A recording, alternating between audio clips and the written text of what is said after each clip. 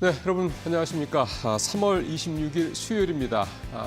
이데일리 마켓나우 1부 시작하도록 하겠습니다. 임종윤입니다. 고은별입니다. 경기 선행지표 그리고 닥터코퍼라고 불리는 구리 가격이 사상 최고치를 경신하는 모습이 나타났습니다. 네. 다만 아이러니하게도 이 경기가 더 좋아질 때 값이 상승하는 구리 가격의 상승과는 다르게 미국의 심리지수, 소비자들의 심리는 계속해서 위축되는 모습이 나타나고 있는데요. 이렇게 지금 지수상으로도 계속 엇갈린 지표가 계속 나오고 있고요. 이런 것도 어떻게 해석해야 될지 많은 투자자분들께서 궁금증 갖고 계실 것 같습니다. 그런데 이러한 엇박자 를 하는 그 지표보다는 아직도 시장이요. 트럼프의 발언에 그리고 트럼프에 대한 행동에 더 영향을 크게 받고 있는 듯합니다. 네, 구리 말씀하신 대로 닥터카퍼, 그다음에 이제 시장의 어떤 특히 거시경제의 어떤 방향성을 보여주는 경기가 좋냐 나쁘냐를 보여주는 대표적인 바로미터 이런 얘기를 많이 합니다. 이런데 원자재는 수급 문제가 또 사실 굉장히 좀 중요합니다. 최근에 2차 전지 계속 안 좋은 이유 중에 하나가 리튬 가격이 계속 떨어지는 것도 좀 있지 않습니까? 그러니까 이게 또 이유를 찾아보면 수요가 부족하기 때문에 또 가격이 떨어지는 것도 있거든요. 최근에 구리 가격 상승세, 경기와 약간 좀 다르게 이렇게 올라가고 있는 거는 결국 수급 문제가 여의치 않기 때문이라는 부분도 해석을 좀 해볼 수가 있겠고요. 이런 거에서 알 수도 있듯이 참 하나가 명확하게 또 딱 떨어지게 이 세상을 또 경제 상황을 보여주는 그런 지표는 참 없다 이렇게 봐도 될 것 같습니다. 그만큼 요즘에 특히 경제 상황은 정말 좌불안석이고 불안하다. 이게 결국 시장에도 그대로 투영이 되고 있다 이렇게 봐야 될 것 같습니다. 네, 그렇다 보니까 이런 인물들 하나하나의 발언으로 시장이 좀 크게 흔들리고 기대감에 상승하고 그러는 듯합니다. 오늘은 맞습니다. 그렇다면 또 어떠한 투자 포인트를 봐야 될까요? 마켓나우 1부를 통해 알아보시죠. 네. 현대차그룹 얘기 오늘도 좀 더 시작을 해보겠습니다. 어제 정의선 회장의 이제 백악관 발표, 그다음에 트럼프 대통령의 화답, 현대차는 관세 안 내도 돼 이렇게 화답.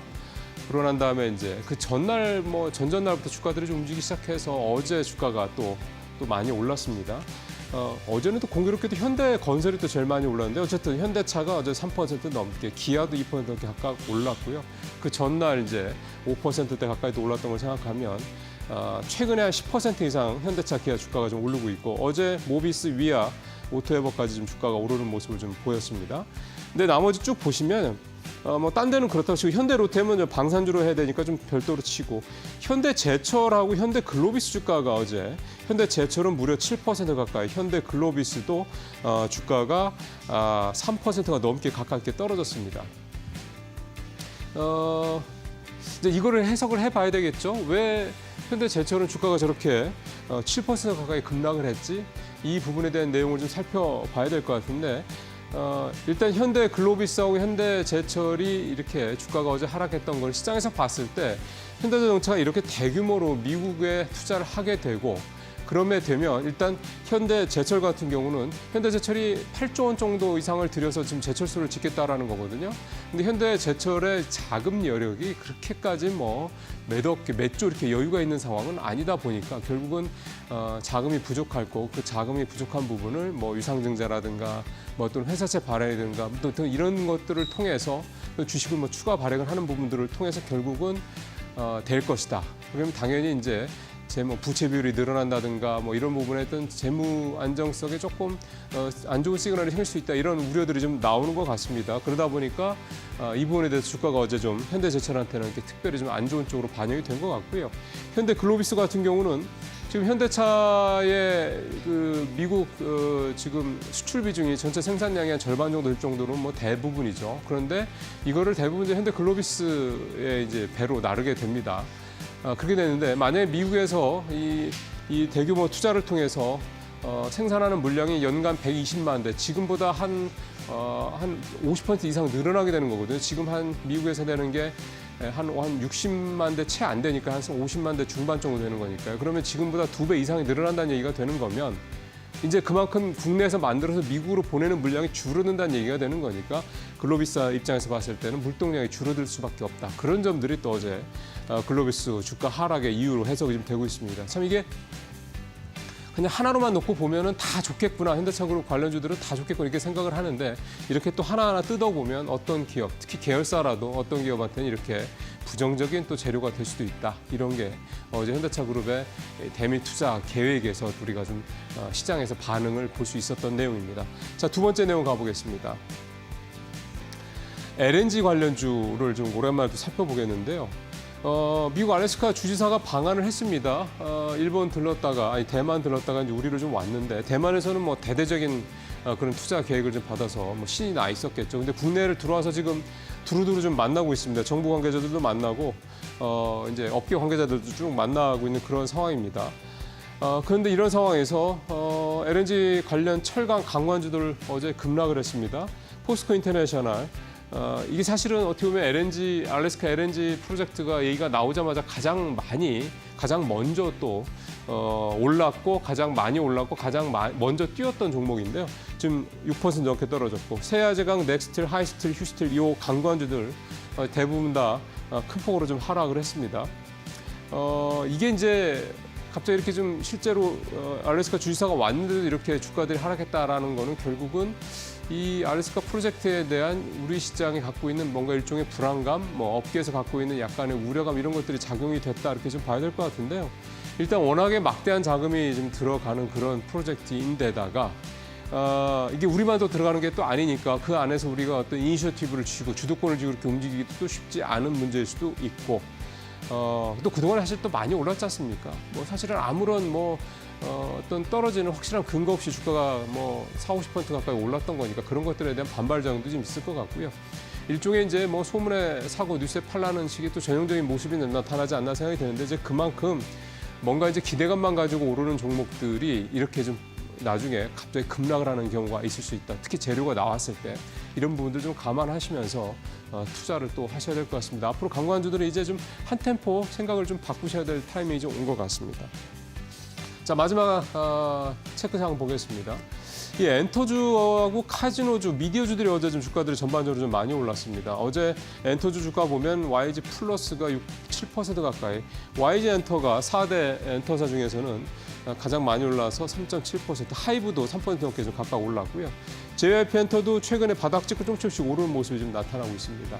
네, 역시 한한령에 대한 기대감 여전히 작용하고 있다 좀 봐야 될 것 같고요. 지난주에 이제 이 한중 외교장관 회담에서 이제 문화 관련된 교류를 복원하겠다 얘기했던 게 어쨌든 이번 주 계속해서 초반에 긍정적인 영향을 좀 미치고 있다 좀 봐야 될 것 같고, 4월에 이제 DOU가 텐센트하고 이 제휴한 서비스를 이제 중국에 출시가 되는 이런 것들도 좀 관심들을 좀 시장에서 좀 받고 있는 그런 모양입니다. 여기에다가 3분기에 중국인 단체 관광객들이 무비자 입국을 허용할 수 있다 이런 얘기도 나오는데, 3분기가 이제 7, 8, 9 이렇게 되는 거죠.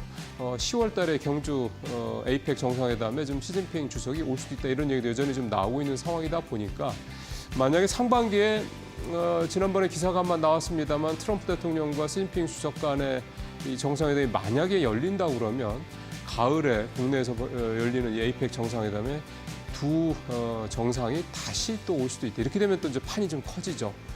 굉장히 이벤트도 성공적이 되는 거고, 이런 부분들이 좀 아직은 작용을 하고 있다 이렇게 좀 봐야 될 것 같습니다. 하지만 엔터주 보면은 주가가 이렇게 좀 올랐다가 다시 좀 내려갑니다. 이런 부분도 좀 감안하시면서 투자를 하시는 게 좀 도움이 될 것 같습니다. 모닝체크 마치겠습니다.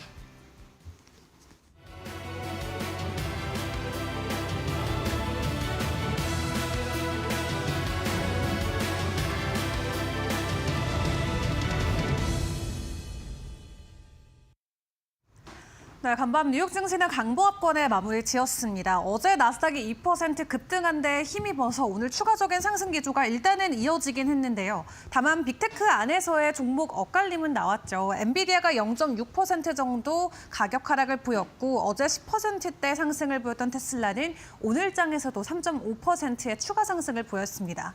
다만 어제 새벽에 나왔던 데이터를 보니까 유럽 쪽에서의 이 2월달 판매량도 상당히 부진했던 걸로 체크가 됐는데요. 유럽 안에서 지금 2월 달에 전기차의 판매량이 30%나 증가를 했는데, 테슬라 같은 경우는 40%나 오히려 판매량이 급감한 게 확인이 됐습니다. 다만 이 새로운 버전의 이 모델 Y 차량이 3월부터 판매량이 함께 포함이 되기 때문에 만약 3월에도 판매 대세가 줄어들게 된다면 확실히 일론 머스크에 대한 리스크로도 풀이를 해볼 수가 있기 때문에 2월에 대한 데이터보다도 3월에 나오는 데이터에 좀 주목을 해보는 게 중요할 것 같습니다.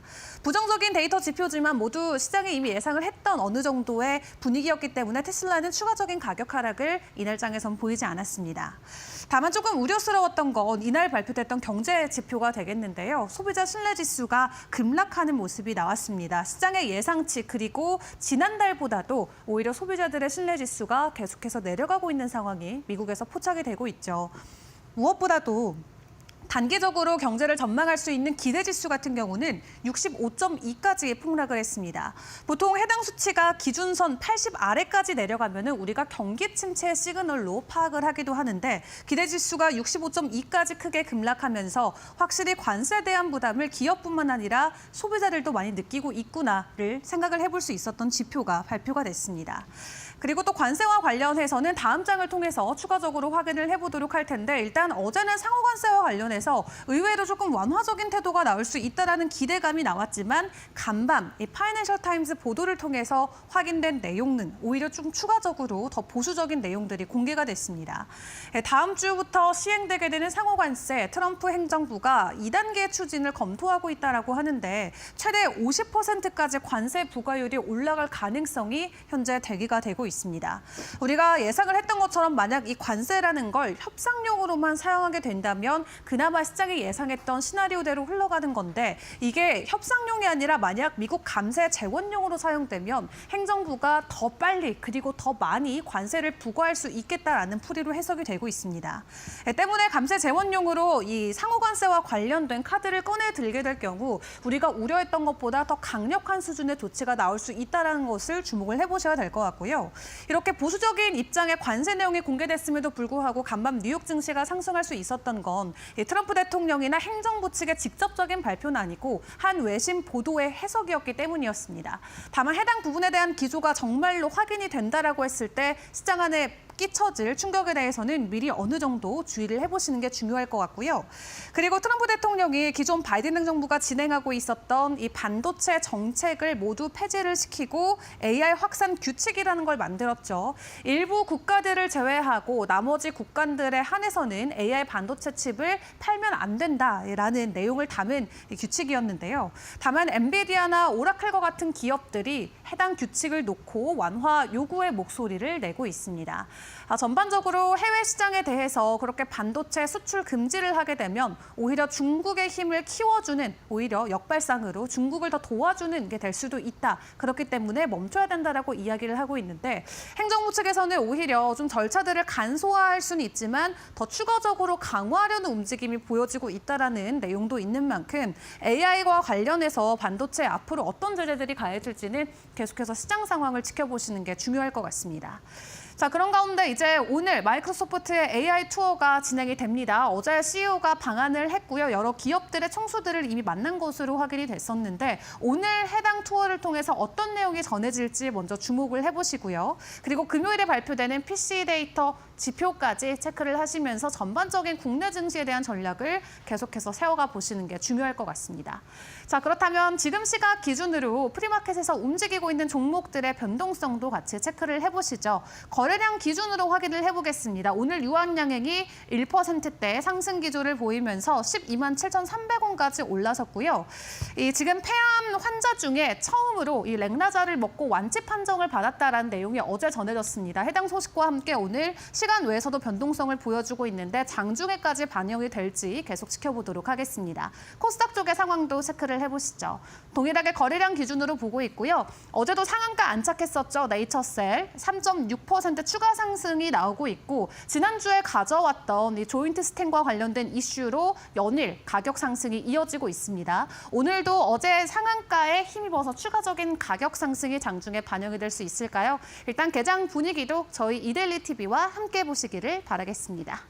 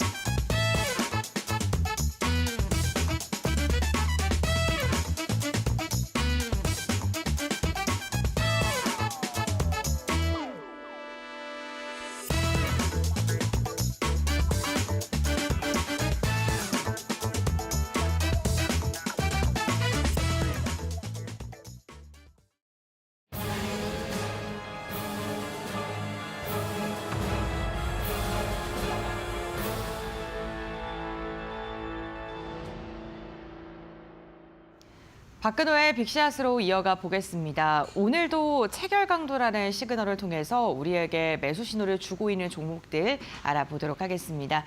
이사님 안녕하세요. 네, 반갑습니다. 먼저 체결 강도 예시 종목 4종목부터 확인해 볼 텐데요. 첫 번째 종목 공개해 보겠습니다. 네. 네, 오늘 첫 번째 종목으로는 한국셀석유를 선택을 해주셨습니다. 다소 좀 낯설게 생각하시는 분들도 있으실 것 같은데요. 지금 셀석유 같은 경우에는 어떠한 사업을 하는 회사일까요? 미국에서는 외국에서는 이제 석유 사업이지만 우리나라에서는 보통 윤활유를 많이 만들고 윤활유 네. 쪽으로 사업을 많이 하는 그런 기업이라고 보시면 될 것 같고요. 네. 전통적으로 상당한 고배당 기업입니다. 근데 개인 투자자분들은 이제 관심이 별로 없고 네. 그다음에 좀 약간 거래가 많지 않기 때문에 하지만 좀 움직일 때는 굉장히 좀 약간 잘 움직이는 그런 종목이에요. 네. 알겠습니다. 그렇다면 먼저 저희 체크해 볼 만한 이슈부터 살펴보도록 하겠습니다.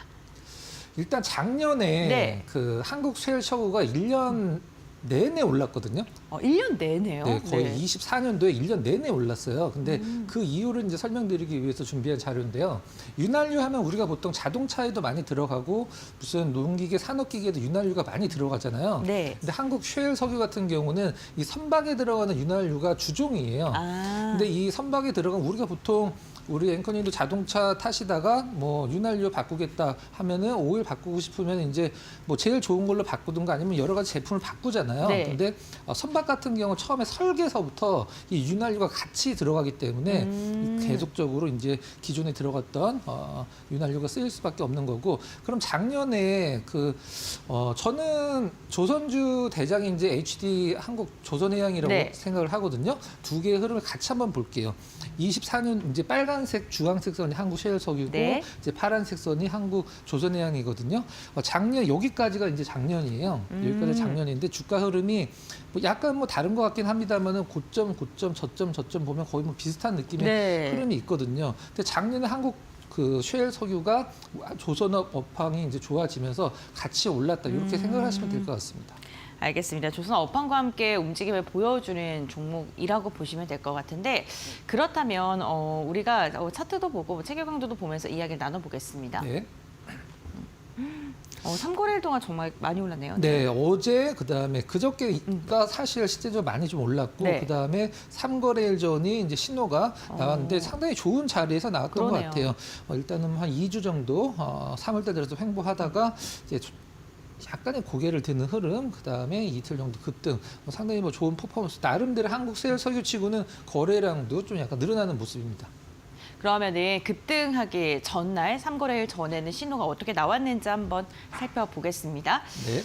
네, 3월 21일이고요. 우선 그 전에도 좀 꾸준하게 상승을 해주는 네. 모습은 거래가 있습니다. 늘었는데도 네. 15,000주 정도 거래가 됐는데 네. 일단 1.93%에서 380. 네. 5 정도, 그다음에 5일 체결강도 152, 20일 체결강도 110을 기록하면서 세 개가 모두 이제 100을 들어갔는데 아무래도 좀 약간 단가가 센 종목이기 때문에 사실 거래는 사실 제가 봤을 때 실질적으로 뭐 특정 개인이 거래하는 데는 그렇게 큰 어려움은 없어 보이고요. 이제 앞으로 일단 뭐 60일 체결 강도도 조금 더 100 쪽으로 좀 다가서는 모습도 참고를 하시기 바랍니다. 알겠습니다. 지금 중장기적인 체결 강도도 100을 향해 지금 달려가고 있는 상황입니다. 지난해 계속해서 상승하는 주가 퍼포먼스를 보여줬는데 과연 이 상승세가 어디까지 갈지 지켜보셔야 될 것 같습니다. 다음으로 두 번째 체결 강도 예시 종목인데요. 모두 투어입니다. 네. 워낙 유명하고 개인 투자자분들께 친숙한 기업일 것 네, 같아서요. 맞습니다. 네. 네. 오늘 이사님께서 선택하신 이슈 확인해 보겠습니다.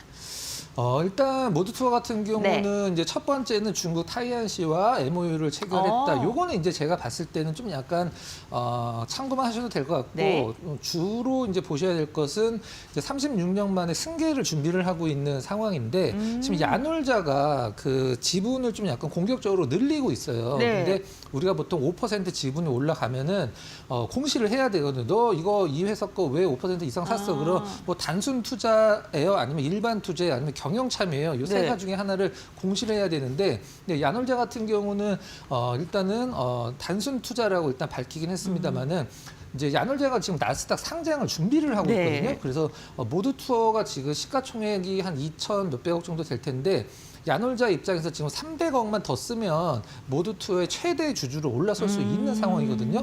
모두투어가 지금 최대 주주 지분의 10% 내외밖에 안 되기 때문에 물론 뭐 자사주도 있고 우호 지분도 있긴 합니다만은 야놀자가 지금 실질적으로 사내 현금이랑 투자 상품이 한 6천억이 넘게가 있어요. 뭐 그걸 벌은 게 아니라 투자를 받은 돈이죠. 실질적으로는 뭐 손정희 회장도 야놀자 그 회장한테 뭐 대단한 인물이다라고 얘기를 한 적이 있는데 그 모텔에서 알바하시던 분이죠. 그래서 네. 카페 만들어 갖고 이제 키운 건데. 지금 굉장히 잘 돼서 모두투어 인수해서 나스닥 몸값을 올려서 나스닥에 상장하는 시나리오가 나올 수도 있고 이제 승계 모두 요것과 관련돼서 약간 지분 싸움 관련돼서 시장에서 좀 가능성을 염두에 두고 있는 그런 상황으로 보시면 될 것 같아요. 알겠습니다. 모두투어 지금 지분 싸움에 대한 이슈가 나올 수도 있다라고 지금 이야기가 나오고 있는데 그렇다면 주가의 위치는 어느 정도일까요, 지금? 네.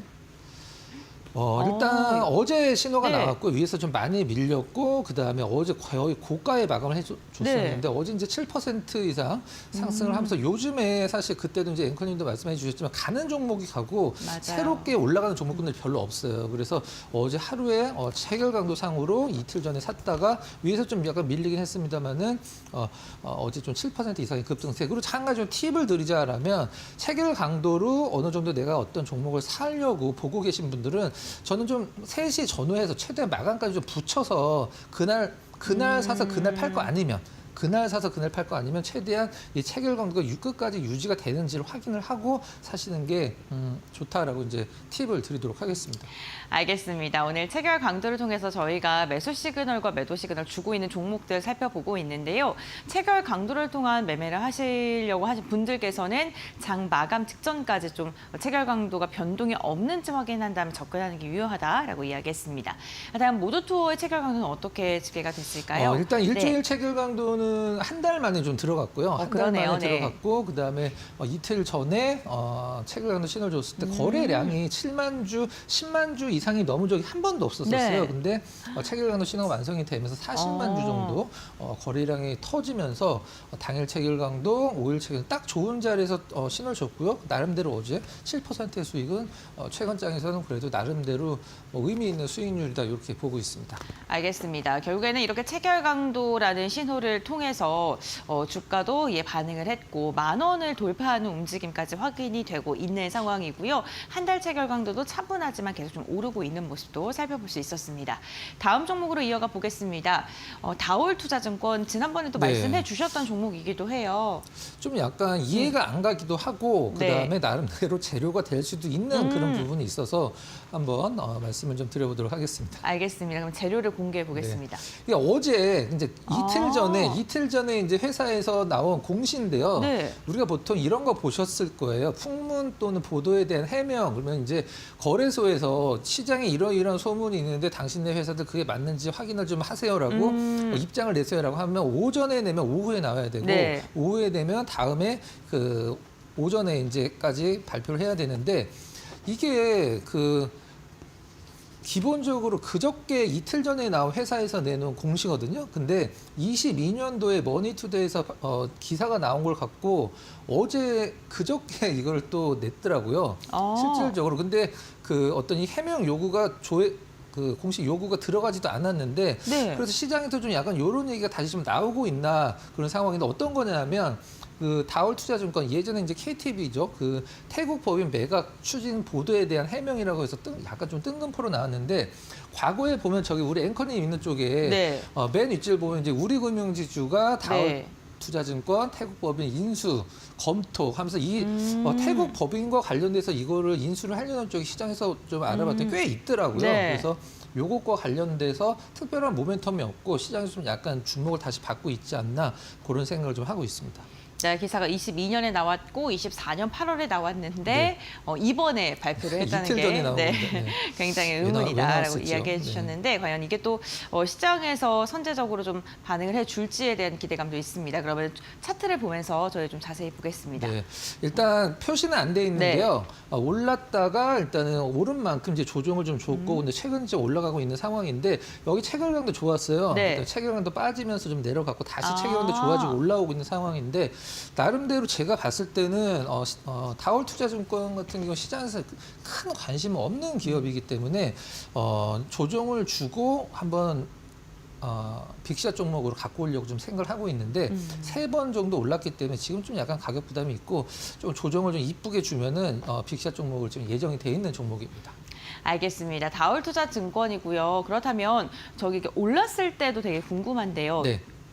그 앞쪽에 올랐을 때 체결 강도도 궁금하거든요. 같이 확인을 네. 하실 수가 있으실 거예요. 네, 한번 보도록 하겠습니다. 네. 이 부분인데요, 올랐던 때가 네. 일단은 그 5일 체결 강도 그다음에 완성이 되면서 올랐다가 빠지고 나서 조정받았고 이제 3일 전에 다시 들어갔는데 지금은 이제 4개가 다 완성이 돼 있는 그러네요. 상황이에요. 네. 일단 60일 체결 강도가 100이 넘어 있는 상황이고 한 달 체결 강도도 역시 100이 넘어 있는 상황이고 일주일 체결 강도 계속 100 더 좋아지고 있습니다. 네. 오히려 그다음에 뭐 체결 강도상에서 200은 뭐 그냥 가볍게도 넘는 흐름을 자주 보여주고 있는데 제가 봤을 때 나름대로 좀 시장에서 특별히 이것 때문에 올라간다라는 게 설명이 되고 있지는 않습니다만은 이런 종목군들이 실질적으로는 좀 많이 갔죠.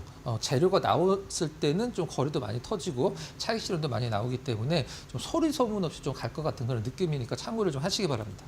알겠습니다. 체결량도 다시 100을 들어가면서 함께 증가하는 모습이 나타나고 있고요. 이사님께서 말씀해 주시길 또 이탈을 했다가 재진입하게 된다면 그만큼 주가의 상승력도 더 탄탄하게 나온다라는 이야기를 종종 해주시기 때문에 다올투자증권 빅샷 종목으로 한번 언제쯤 들고 오실지 기대해 은봉 보겠습니다. 2개 정도 한번 이쁘게 나오면 한번 들고 오도록 하겠습니다. 알겠습니다. 저희 다올투자증권까지 확인해 봤고요. 다음 종목 살펴보겠습니다. 네.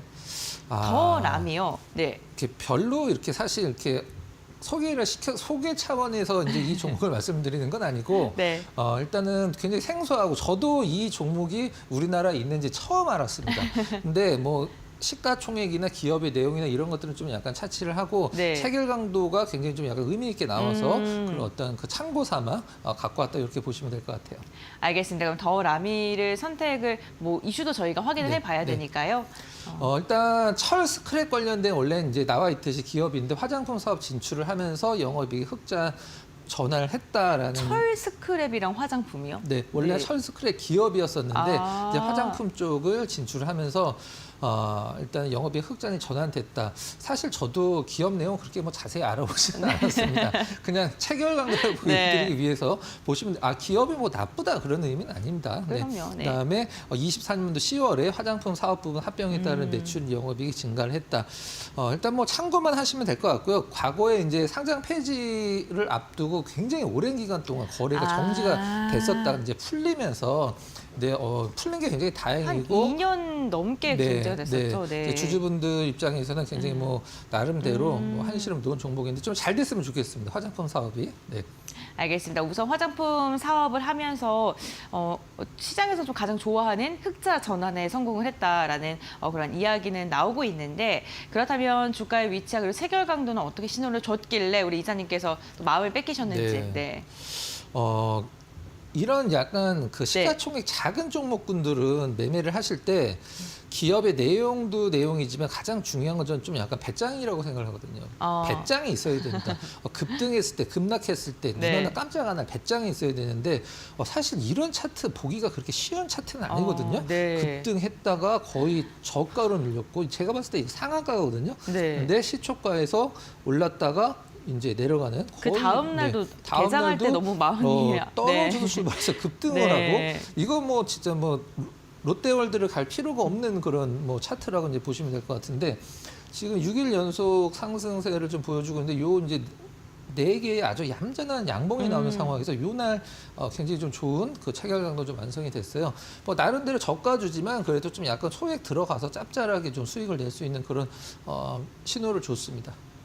네, 시가총액은 한 600억 원가량의 기업이고요. 그렇다면 체결 강도 그 화살표 있는 날 어떻게 체결 강도가 완성됐는지 살펴보겠습니다. 네. 3월 18일이고요. 네. 5일 체결 강도 그리고 당일 체결 강도가 모두 100을 웃돌고 저는 그 위에도 굉장히 특이하네요. 네, 1%에서 237, 네. 그다음에 1%가 안 올랐는데 435. 요건 진짜 약간 의미 있는 체결 강도고, 그때서부터 이제 처음에 체결 강도 최소한의 어떤 매수 조건을 당일 5일을 만족시킨 다음에 그 다음에 20일 체결 강도, 한 달 체결 강도도 계속적으로 100을 넘고 있는 상황이거든요. 지금 굉장히 좋아지고 있어요. 체결 강도가 5일도 계속 올라가고 있고 20일도 계속 올라가고 있고 체결량도 증가하고 있고요. 네, 체결량도 일단 약간 뭐 1,000원대 주식이기 때문에 네. 뭐 20만 주 정도 거래가 된다라고 하면 매매하는 데는 사실 뭐 그렇게 큰 어려움은 없을 것 같습니다. 제가 봤을 때 상당히 좀 약간 의도적인 어떤 그 거래량이 들어오고 수급이 들어오고 있는 그런 느낌도 좀 약간 받을 수 있는 그런 재미있는 체결 강도입니다. 알겠습니다. 우선 3월 19일 날 당일 체결 강도가 430%가 넘어서는 거, 그만큼 매수를 걸어놓으신 분들이 훨씬 더 많다는 것을 뜻하는데, 그 후에 지속적으로 주가의 상승력이 나타나고 있는 기업이기도 합니다. 네, 이렇게 체결 강도를 통해서요, 우리에게 매수 신호를 줬던 종목들 함께 살펴봤고요. 이번에는 빅샷 종목을 알아보겠습니다. 오늘 첫 번째 종목 공개해 주시죠. 네. 네, YG 엔터테인먼트를 선택을 하셨습니다. 엔터주들 어제 시장에서도 좀 주목을 받는 모습이 나타났었는데 역시 중국 이슈 때문에 들고 네, 오셨을까요? 알겠습니다. 그럼 저희 기사 한번 확인해 보겠습니다. 중국도 있고 그다음에 이제 어떤 라인업들이 아티스트들이 이제 새롭게 월드 투어 같은 경우 사실 하이브도 체결 강도가 굉장히 좋았어요. 네. 하이브도 체결 강도가 굉장히 좋았는데 일단 좀 약간 무거울 수도 있고, 그래서 YG 엔터테인먼트가 시장에서 평가가 더 좋더라고요. 물론 뭐 대장은 하이브긴 합니다만은 지금 이 엔터 4사의 주가 흐름의 대장은 실질적으로 YG 엔터테인먼트예요. 그래서 조금 더 위쪽을 열어놓는다라는 설정을 갖고 한번 준비를 했는데 일단 라인업 활동 증가로 이익 정상화 목표가 상향, 이제 한국투자증권에서 나왔고요. YG 엔터와 관련된 증권사의 어떤 그 분석입니다. 네, 대신증권이 가장 마지막에 나온 건데 여전히 저평가다. 목표가를 23% 올리겠다.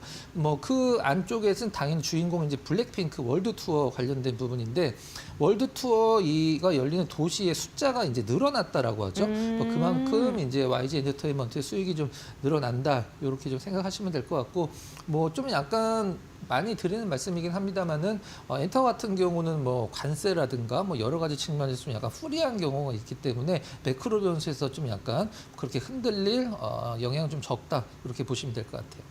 알겠습니다. 블랙핑크 월드 투어로 인한 실적 개선 기대감에 지금 증권가에서도 굉장히 긍정적인 평가가 쏟아지고 있는 기업이기도 합니다. 그럼 주가의 위치도 매력적인지 확인을 해봐야 될 것 같은데요.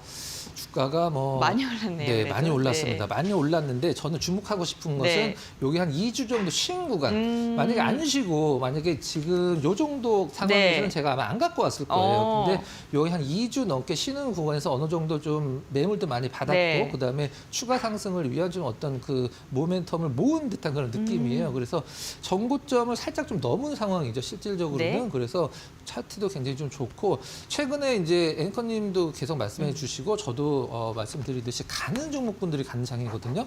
그래서 YG 엔터테인먼트 엔터사 중에서 좀 눈여겨보자, 이렇게 말씀드리도록 하겠습니다. 알겠습니다. 우선 차트가 굉장히 지금 기간 행보를 잘 해줬다라고 이야기를 해주셨는데, 그렇다면 체결 강도는 언제 신호를 줬을까요? 네. 일단 좀 네모가 없는데요? 횡보하는 네. 구간에서 네. 구간에서 좀 빠져 있었어요. 네. 그 전에 오르는 구간에 좀 약간 좀 됐다가 빠진 다음에 옆으로 계속 횡보했거든요. 네. 어제 들어갔습니다. 어제. 그러네요. 어제 이제 일주일 체결 강도 102를 들어갔고요. 그 다음에 당일 체결 강도 140에 약간 못 미치는 139 기록하면서 여기서 이제 주목해야 될 부분은 당일 5일 체결 강도가 동시에 두 개가 들어갔다는 네. 점도 있지만 거래량도 증가를 조금 했고. 증가를 하고 있는 상황이다. 이렇게 보시면 될 것 같습니다. 그리고 또 뭐 그 한 달이라던가 석 달 체결 강도는 100을 들어가게 되면 주가가 미리 많이 올랐던 경우도 많았기 때문에 지금 우선 일주일간 당일 체결 강도가 100을 넘었고 체결량도 증가했다는 걸 좀 주목하신 것 같고요. 어쨌든 실적에 대한 이야기도 긍정적으로 나오고 있기 때문에 오늘 첫 번째 빅샷 종목으로 YG 엔터를 선택을 해주셨습니다. 그렇다면 이어서 두 번째 종목도 공개해 보겠습니다. 네. SFA입니다. 어제도 반도체 기업 하나 들고 오셨었는데 네. 오늘도 반도체 관련된 기업을 들고 오셨고요. 장비 관련 기업입니다. 네. 기사는 어떤 걸 선정하셨을까요? 자, 같이 한번 볼까요? 실질적으로 SFA 반도체 말고 네. SFA 반도체가 옛날에 STS 반도체거든요. 네. SFA의 주종은 우리가 보통 우리 앵커님 이런 화면 많이 보셨을 거예요. 물류센터 보면은 그 택배들이 지나가면서 촥촥촥촥 이렇게 제자리 찾아가는 네. 그 물류 자동화가 실질적으로 SFA의 최고 주력이라고 보시면 됩니다. 그럼 거기서 실적이 제일 많이 나오는 네, 거예요? 그리고 네. 2차 전지. 2차 전지는 네. 이제 CIS 관련돼서 나오는데 네. 요게 이제 가장 중요한데 SFA 작년에 영업 손실 479억을 냈는데 노스볼트 파산했잖아요. 네네. 그것과 관련돼서 주문이 들어왔는데 SFA가 2차 전지 장비를 열심히 만들고 있는데 망해버렸어요. 그러니까 공중에 이제 떠버렸거든요. 받을 돈을 못 받으니까. 네. 그래서 그것과 관련해서 파산을 타격을 입었다라고 얘기를 하는데 이게 가장 중요한 것 같아요. 만약에 노스볼트 관련 타격을 네. 제외하면 영업이익이 1,079억 수준으로 전년 대비 85% 증가했을 거다. 그러니까 일회성 비용이라고 보면 될까요? 네, 맞습니다. 정확하고요. 네. 요게 이제 올해 상반기까지 연결이 되면은 시장에서는 영업이익과 매출이 상당히 좀 좋아질 것이다라고 얘기를 하더라고요. 이제 시장에서 가장 제가 강조드리는 게 악재보다도 불확실성을 싫어하기 때문에 불확실성이 해소가 됐기 때문에 아예 그냥 띄고 가는 게 낫다. 그게 이제 시장에서 그렇게 평가를 하고 있는 것 같아요. 네, 반도체 그리고 2차 전지 관련된 사업 그리고 자동화 관련된 사업을 하고 있는 기업인데 그러면은 주가는 어떻게 지금 보여주고 있을까요? 네. 어. 제가 항상 강조를 드리는 그러니까 네. 뭐 이 2번 정도 조정을 받았을 조정받았네요. 때 네. 뒤에 이제 중장기 체결 강도가 받쳐주면은 나름대로 이제 하락 전환이 아니라 반등의 조정이다라고 말씀을 드렸는데 그것과 관련돼서 한번 진짜 그렇게 움직이는지 한번 확인을 하기 위해서 준비를 해봤습니다. 알겠습니다. 그럼 체결 강도가 그런데 그렇게 조정을 받을 때도 잘 나와야 되잖아요. 네, 맞습니다. 네, SFA 잘 나왔을까요? 네. 일단 들어간 지는 5일 체결 강도 들어간 지는 4일 정도 됐는데 중간에 좀 들어간 적도 한 번씩 있긴 합니다만은 그저께 그러니까 전거래일, 전전거래일에서 유지를 해줬고 2번 정도 뭐 큰 조정도 아니고 러프하게 조정받으면서 네. 당일 체결 강도 살짝 좀 빠졌습니다. 이 부분을 저는 주목을 좀 했고요. 그다음에 시장에서 아까 이제 말씀드렸던 노스볼트 관련된 부분은 일단은 손실 처리를 했기 때문에 시장에서 더 이상 악재로 작용하지 않을 것이다. 이렇게 좀 판단을 해서 SFA 한번 지켜보자. 이렇게 말씀드리도록 하겠습니다. 근데 또 수급적인 상황을 봤더니요. 기관이 한 달 동안 딱 하루를 제외하고 연일 매수하고 있는 모습도 있었습니다. 기관의 수급도 받쳐주고 있다는 점도 함께 체크해 보시면 좋을 것 같습니다. 네. 오늘 역시나 빅샷 종목 2종목 그리고 체결 강도 예시 종목 4종목과 함께 저희 체결 강도를 통해서 기업들이 어떻게 시그널을 주고 있는지에 대한 이야기 나눠봤습니다. 박근호 이사와 함께 이야기 나눠봤고요. 앞으로의 주가 추이 저희와 함께 체크해 보시면 좋을 것 같습니다. 이사님과의 말씀 여기까지 듣겠습니다. 고맙습니다.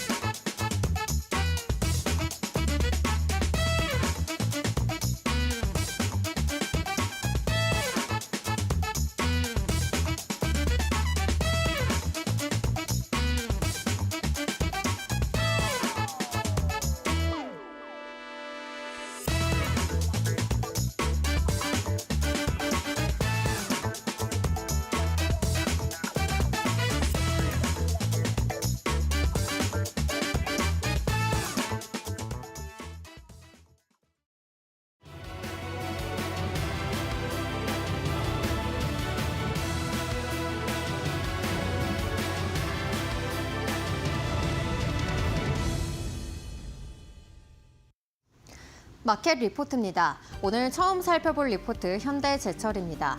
현대제철 우리 돈으로 약 8.5조 원을 투자해서 2029년 1분기 말까지 미국 내에 공장을 건설하겠다는 계획을 발표했는데요. 이에 따른 코멘트들 하나씩 짚어보겠습니다. 먼저 이 공장 전기로 기반의 자동차 강판 특화 제철소로 건설될 예정인데요. 원료부터 제품까지 일관 공정을 갖춘 미국 최초의 전기로 일관 제철소로 될 것으로 기대되고 있습니다. 이 공장에서 원료로 또 슬라브를 생산하게 되고 이를 열연과 냉연 강판으로 가공한 뒤에 이러한 판재류를 연간 270만 톤의 강판으로 생산할 계획을 발표했습니다. 이렇게 공장을 건설하는 이유들 살펴보자면 현재 이 미국에서 보호무역주의 강화로 인해서 현지 생산 필요성이 대두되고 있는 데다 미국의 공급망 재편으로 인해서 미국의 철강 시장이 성장할 것이라는 기대감 역시 실려 있기 때문입니다. 또 자동차의 철강 수요 역시 증가할 것이라는 분석 역시 꺼내 들었고요. 그리고 이렇게 공장을 건설하면서 기대 효과 역시도 가져갈 수 있다는 의견입니다. 특히 외형 성장 측면에서 긍정적이라는 의견인데요. 관세 부담이 줄어드는 데다 또 현대차와 미국 공장 내에서 협력이 강화될 수 있다는 의견입니다. 또 현대차와 협력을 통해서 새 수요처 역시도 확보할 수 있다는 의견이고요. 또 탄소 중립의 기반을 마련했다는 점에서도 긍정적이라는 의견입니다. 아직까지 투자 자금의 조달에 불확실성이 남아있긴 하지만 이렇게 대체적으로 긍정적인 기대 효과를 가져갈 수 있다는 의견입니다. 목표 주가 43,000원으로 제시했습니다. 다음 리포트 살펴보겠습니다. 네, 다음 리포트 KH바텍입니다. 전장 부품으로 인해서 올해 영업이익이 전년 대비 58.4% 늘어날 것이라는 의견입니다. 먼저 폴더블 폰의 접는 부분에 들어가는 부품인 힌지 같은 경우에는 이 폴더블 폰의 두께가 얇아지면서 단가는 늘어날 것으로 기대되고 있고요. 또 폴더와 플립 점유율 역시도 늘어날 것으로 기대되고 있습니다. 인터넷 데이터 센터 매출액 같은 경우 전년 대비해서 35.5% 늘어날 것으로 기대되고 있는데요. 경쟁사의 품질 이슈로 인해서 KH바텍의 점유율이 개선될 것이라는 전망입니다. 전장 부품에 있어서는 1분기 말을 기준으로 했을 때 현재 이 전장 부품의 수주 금액은 1.4조 원에 달하는데요. 올해 연간 1,000억 원 수준의 매출이 기대되고 있습니다. 부품과 또 고객사 확장성을 고려했을 때 추가될 여지도 남아있다는 분석이고요. 현재 이 PBR 0.8배 수준으로 저평가되어 있다는 의견까지 덧붙였습니다. 목표 주가 2만 원으로 유지했습니다. 다음 리포트 살펴보겠습니다. 네, 다음 리포트는 NH투자증권의 증권산업 리포트입니다. 현재 국내외에서 정치적 불확실성으로 인해서 시장의 변동성이 계속해서 크게 나타나고 있는데요. 증권주, 방어주로서의 역할을 지속할 것이라는 전망입니다. 먼저 첫 번째, 넥스트레이드 출범으로 인해서 거래 시장이 구조적으로 성장할 것이라는 의견인데요. 거래 종목 수가 늘어나면서 거래 대금 역시도 확대될 것이라는 분석입니다. 현재 350개 종목에 한해서 이 넥스트 트레이드의 점유율은 22.1%로 높은 편에 속하는데요. 이 선진 시장의 대체 거래소 못지않은 또 성공 사례를 기대해 볼 만하다는 의견입니다. 또 공매도 재개에 따른 투자자 유입 역시 기대감으로 작용하고 있는데요. 이미 대차 잔고가 가파른 회복세를 보이고 있습니다. 그런데다가 현재 이 대차 수수료 수치 역시도 계속해서 늘어날 수 있다는 분석 함께 제시를 했고요. 또 해외 주식 투자 열풍이 지속되고 있다는 점도 긍정적이란 의견입니다. 지난해 말 이 트럼프 당선 이후에 일평균 거래 대금이 8조 원대에 그쳤는데 최근에는 또 미국 시장 부진을 감안해봤을 때도 일평균 거래 대금이 6조 원대로 양호한 수준을 기록하고 있다는 의견입니다. 이로 인해서 브로커 수수료 확대 모멘텀 역시도 가져갈 수 있다는 의견이고요. 개별 종목으로는 키움증권과 미래에셋증권을 주목해보자는 의견입니다. 먼저 키움증권 국내외 주식시장에서 점유율 1위를 기록하고 있고요. 미래에셋증권은 국내 시장에서 점유율 2위를 기록하고 있습니다. 키움증권 목표 주가 18만 원으로 제시했고요. 미래에셋증권은 13,000원으로 제시했습니다. 마지막 리포트 살펴보겠습니다. 네, 마지막 리포트 현대모비스입니다. 이 애프터 서비스 부문 성장으로 인해서 1분기 호실적이 기대된다는 의견인데요. 현재 미국 경기 둔화로 이 차량 유지 보수 수요가 증가하면서 애프터 부문이 성장할 것이라는 의견입니다. 또 강달러로 인해서 해외 판매 이익 역시 늘어날 것이라는 분석인데요. 이로 인해 매출 전년 대비해서 1.6%, 영업이익은 49.1% 늘어날 것이라는 분석입니다. 또 현대차의 대미 투자 수혜 역시도 받아갈 수 있다는 의견인데요. 현대차 그룹 자동차 생산을 기존 30만 대에서 50만 대까지 증설하는 데다 철강 공장 건설 계획까지도 발표를 했고요. 또 이와 더불어서 자율주행과 로봇 등 미래 기술에 투자하겠다는 계획 역시도 발표를 했습니다. 또 이 관세 우려 해소보다 먼저 주목할 모멘텀, 이 GM과 또 도요타의 공동 구매 부문에 주목해보자는 의견인데요. GM과 도요타의 전기차 부품 공급이 늘어날 것이라는 기대감 역시 실려 있습니다. 현재 이 PER 5.8배로 과도하게 저평가되어 있는 상황이고요. 목표 주가 36만 원으로 상향 조정하면서 현재 주가 28만 1,500원 대비해서 상승 여력 27.8% 남아 있습니다. 업종 내 탑픽으로 제시했습니다. 여기까지 마켓 리포트였습니다.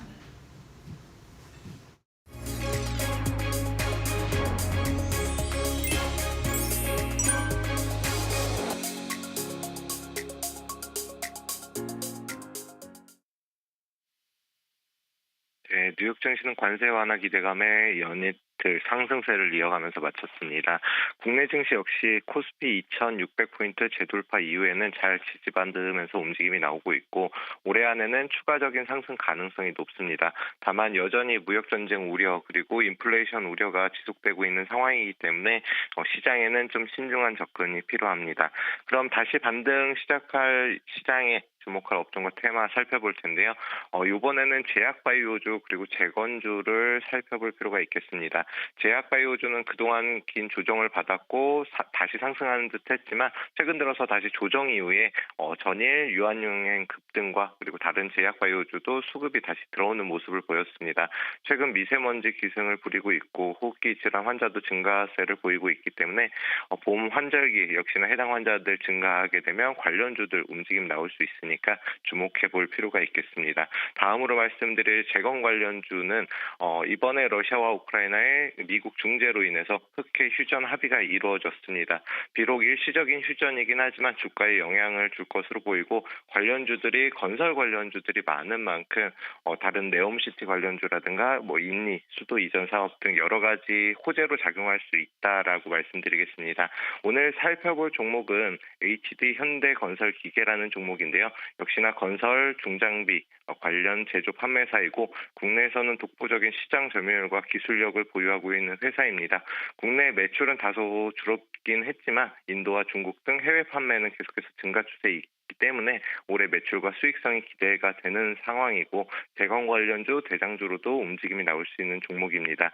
최근 들어서 상승 이후에 조정을 받았는데 지금 같은 눌림목 구간에 공략하시면 좋은 결과가 예상됩니다. 이상으로 이데일리 이슈였습니다. 감사합니다.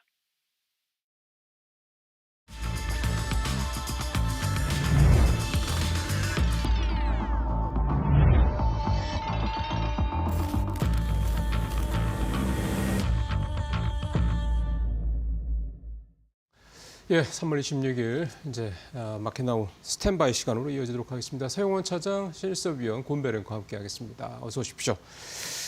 뉴욕 시장 오르긴 했는데 여전히 관세 부분에 대한 의존도가 좀 높다라는 생각이 좀 듭니다. 그러니까 관세와 관련된 언급이 좀 강하면 주가가 훅 가고 조금 유연하다든가 조금 긍정적인 내용이 나오면 또 확 올라오고 요 어떤 롤러코스터 진폭의 여지 차이는 있습니다만 여전히 이것 때문에 좀 왔다 갔다 하는 오르락내리락 하는 장이 지금 계속되고 있다는 게 어쨌든 시장 상황을 봤을 때 좀 말끔하다는 느낌은 좀 안 드는 상황이죠. 그러다 보니까 미국 시장이 올해 좀 이제 주춤 계속할 거다라는 전망과 함께 아니다. 관세 리스크만 해소가 되면 여전히 미국 경제는 이 펀더멘탈리하게 견조하기 때문에 계속 갈 것이다. 이런 전망이 이렇게 좀 상당히 좀 엇갈리고 있습니다. 이렇게 엇갈리면 사실은 좀 판단하기가 쉽지 않은 거죠.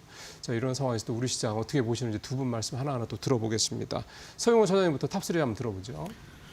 네, 우선 뭐 탑3 중에서 첫 번째로 말씀드릴 수 있는 부분들은 뭐 현대차의 미국 투자에 대해서 좀 얘기가 드릴 수 있지 않을까 싶습니다. 사실 뭐 발표가 된 이후에 현대차가 상당히 좀 강하게 상승하는 모습들이 나타나줬고 뭐 그런 상황 속에서 좀 현대차 그룹주들에 대해서 좀 엇갈리는 부분들이 나타나줬다라는 점을 좀 특징적으로 좀 보실 필요가 있지 않을까 싶습니다.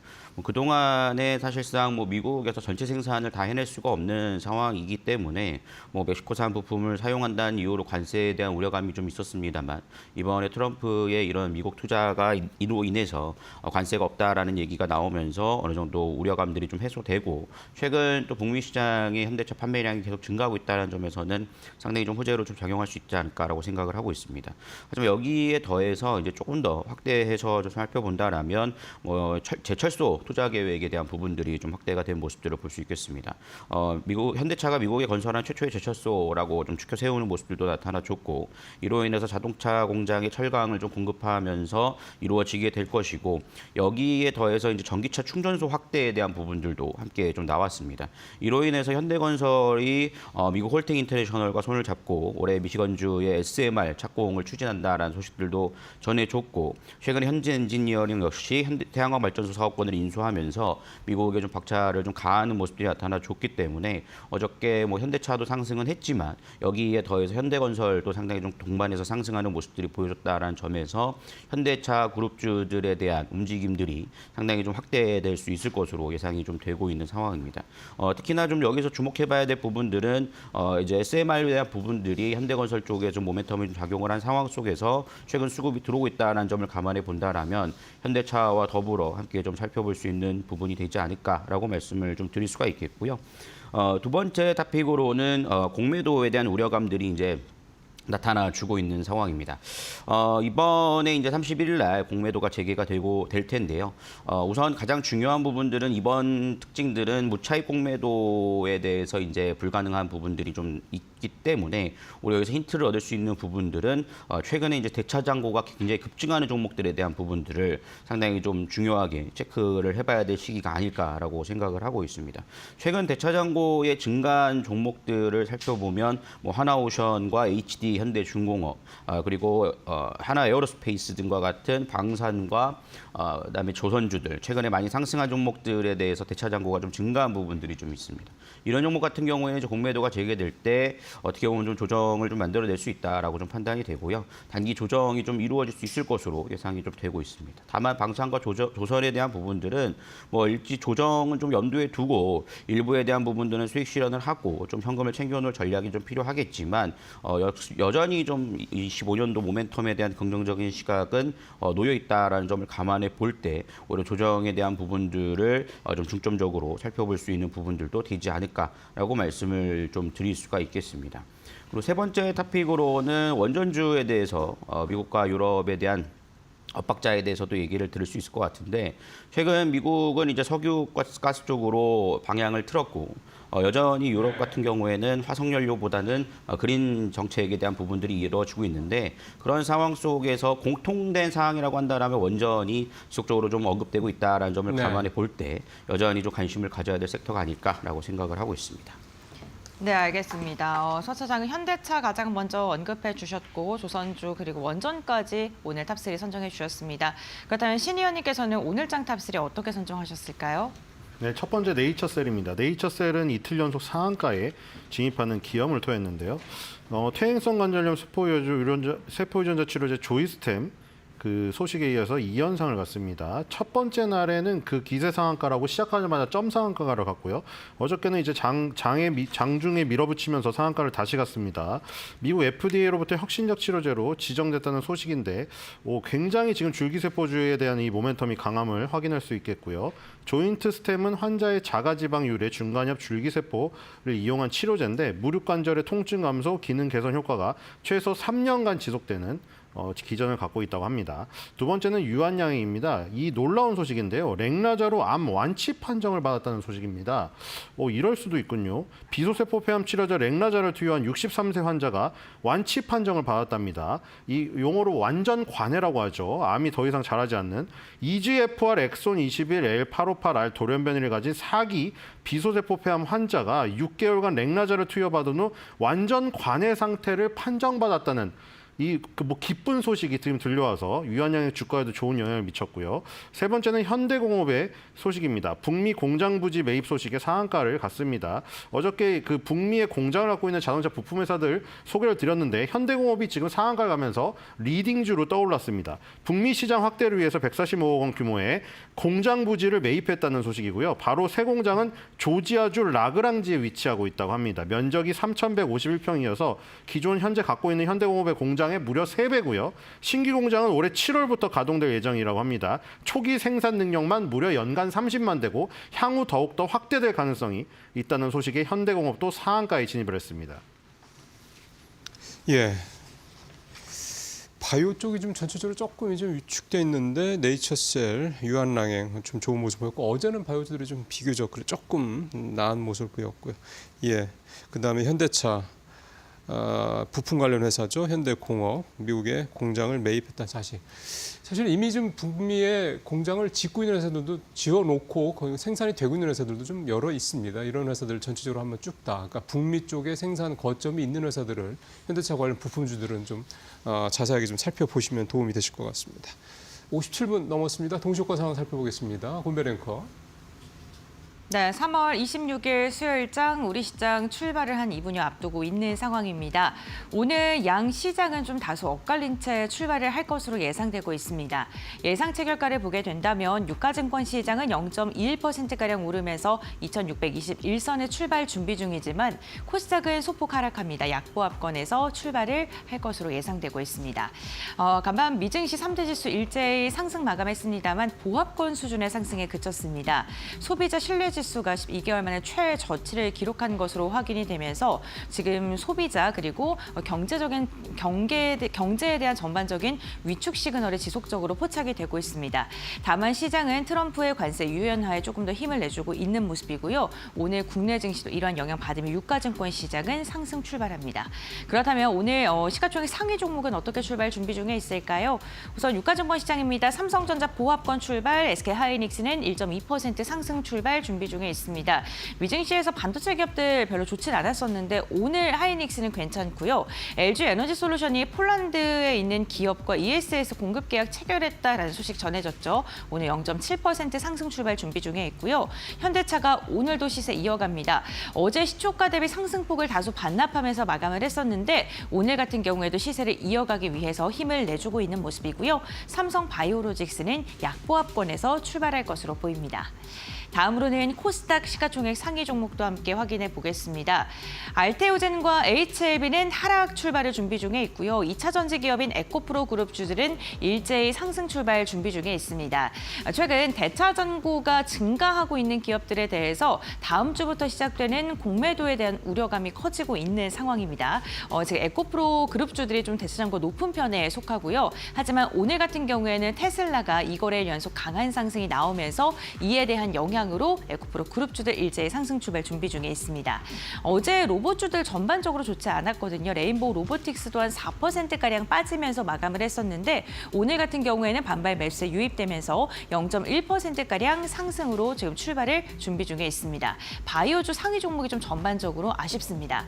지금 미국에서 소비 신뢰 지수가 안 좋은 것처럼 국내에서도 지금 경기 전망 자체가 부정적입니다. 골드만삭스가 올해 한국 경제 성장률 1.8%에서 1.5%로 또 하향 조정했다라는 소식까지 전해지고 있는데요.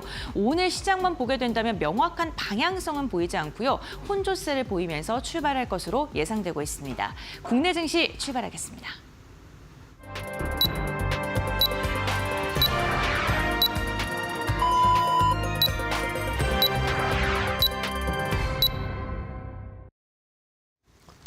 예, 오늘은 어쨌든 우리도 조금 조금 가볍게 글쎄요. 어제보다는 좀 나은 모습을 좀 보일 것으로 출발 상황을 좀 보일 거 예상이 좀 됩니다. 외국인들 선물 같은 경우도 630계약 넘게 순매수를 했고 누적도 지금 23,000계약 정도 되고요. 환율도 6원 좀 넘게 좀 떨어진 부분도 조금 다행이고 지금 나왔는데 코스피 0.47%, 2,628 보이고 있고요. 코스닥 0.44%로 714 이렇게 거래가 좀 되고 있는 그런 모습입니다. 일단 출발은 좀 가볍게 시작을 좀 했습니다. 이 계속 지속될지는 봐야 되겠죠. 좀 환율 2.2원 더 내려서 1,467원. 네.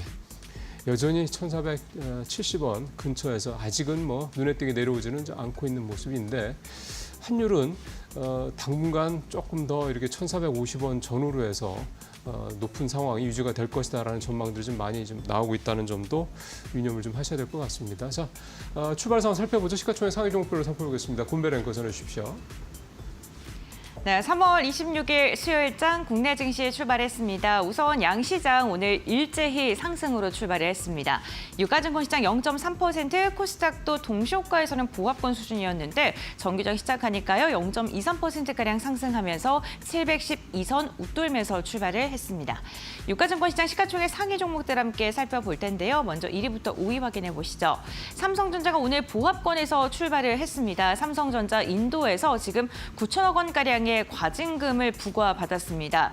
지금 세금을 덜 내기 위해서 품목 신고를 일부러 다르게 했다라는 게 인도 측의 주장인데요. 이 부분으로 인해서 조금 부담감으로 작용할 수 있을 것 같고요.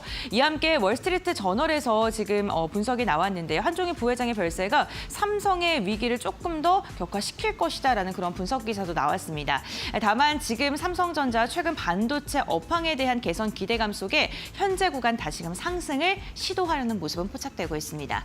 SK하이닉스 1.3%가량 상승합니다. 21만 원 선 웃도면서 출발을 했고요. LG에너지솔루션 지금 계약 체결 소식 ESS와 관련돼서 최근에 계약 소식 꾸준하게 들어오고 있는데 이번에는 폴란드입니다. 오늘 1% 이상의 상승으로 출발을 했고요. 삼성 바이오로직스 5위권에서 유일하게 하락 출발 전망됐었는데 정규장 상승으로 출발했습니다.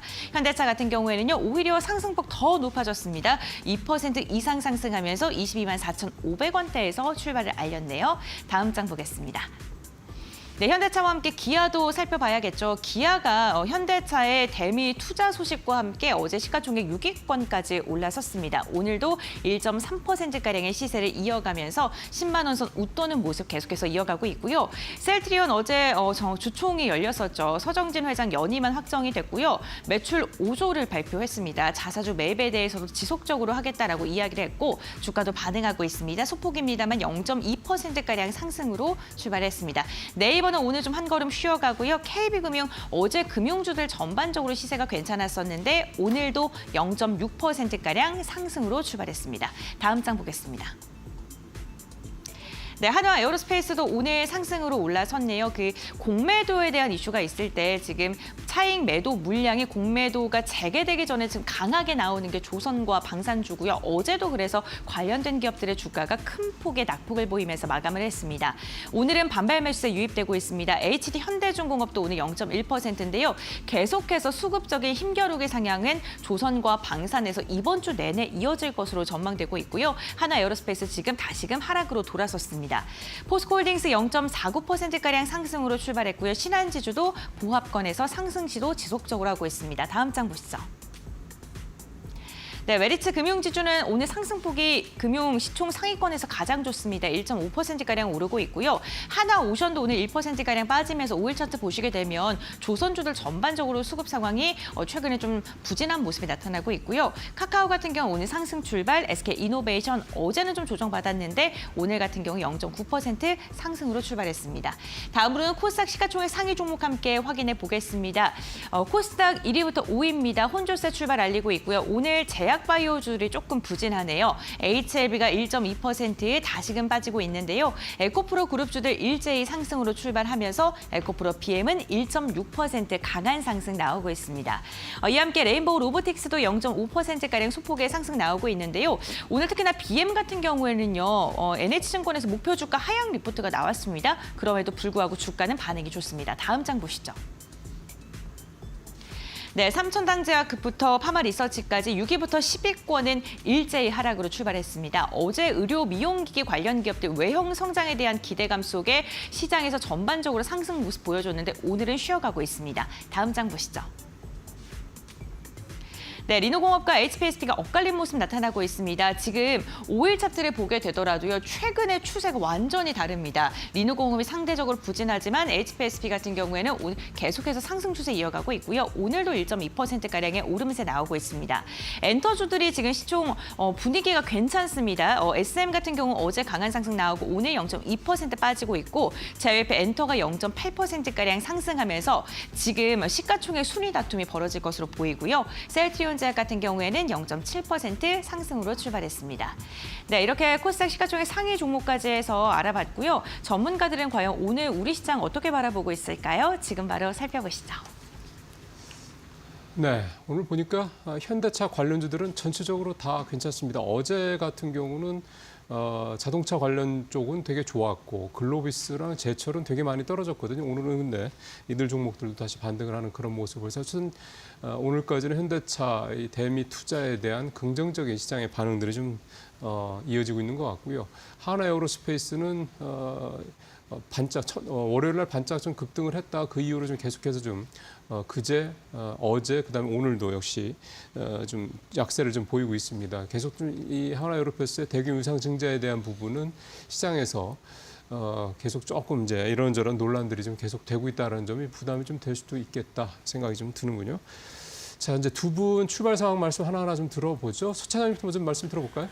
네, 우선 오늘 코스피 지수를 중심으로 해서 지수가 좀 반등이 이어지고 있고 코스닥도 오랜만에 좀 반등을 함께 해주는 모습들이 나타나주고 있습니다. 최근 코스피 지수 2,600선 좀 위로 올려놓은 상황 속에서 좀 등락이 좀 한 4거래 연속 좀 이어지고 있는 상황 속에서 오늘 좀 대반등이 나오고 있다라고 좀 볼 수 있겠고요. 다만 최근 이제 수급들을 보시면은 좀 3월 24일부터 외국인들 수급들이 지속적인 코스피의 매수세가 좀 멈추고 좀 쉬어가는 모습들이 나타나주고 있습니다. 그렇기 때문에 지금 시장의 움직임들을 보면 어느 한 주도 업종이 보인다라기보다도 하루는 올라가고 하루는 떨어진 이런 좀 등락이 계속해서 이어지고 있다라고 좀 판단을 하고 있고요.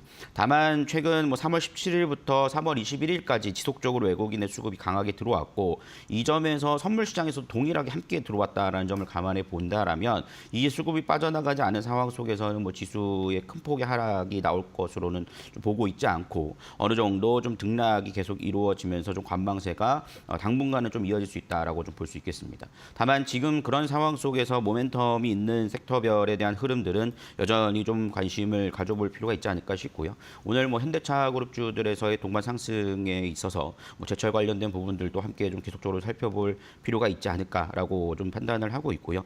반면에 코스닥 같은 경우에는 여전히 좀 수급이 아직 풀리지 않고 있는 상황들이 계속 이어지고 있습니다. 최근 좀 바이오주에 대한 기대감도 소폭 있었습니다만 여전히 그것이 지수를 끌어올릴 만큼의 수급으로 좀 해소되지는 못하고 있고 지금 현재는 좀 대형주 쪽으로 좀 쏠림 현상이 이어지고 있는 상황 속에서 이러한 부분들은 좀 상반기까지는 당분간 좀 이어질 가능성이 높다라는 점을 감안해 볼 때 현재 포커싱은 좀 대형주 코스피 쪽으로 여전히 좀 잡고 트레이딩을 좀 하셔야 되지 않을까라는 전략을 좀 보실 수 있겠습니다. 자, 이번에 실수 의원님 출발 상황 해석 좀 들어볼까요? 네, 그 지수부터 보겠습니다. 코스피는 2629.61입니다. 2630선에 다가섭니다. 13.35포인트, 등락률 0.51%, 코스닥은 712.47, 1.21포인트, 0.17%. 오늘도 또 코스닥에 비해 코스피 상승률이 4배 정도 지금 나오고 있죠. 자, 1개월 대비 완전 벌어졌네요. 자, 코스피는 좀만 오르면 1개월 대비로 지금 강보합으로 올라갑니다. 지금 1개월이 마이너스 0.12 약보합과 지금 줄여놨거든요. 자, 코스닥은 1개월이 무려 마이너스 7.40, 더 마이너스가 늘어났죠. 거의 마이너스 8%고요. 3개월 대비로 이제 완전히 확고한 코스피의 우위입니다. 3개월로 하면 코스피가 9.24% 상승했고요. 한 달에 한 3%씩 상승했죠. 코스닥은 6.98% 플러스긴 합니다만 코스피에 비해서 완전히 뒤처졌습니다. 자, 이게 역시나 기술적인 저항의 문제라고 분명히 말씀을 드렸죠.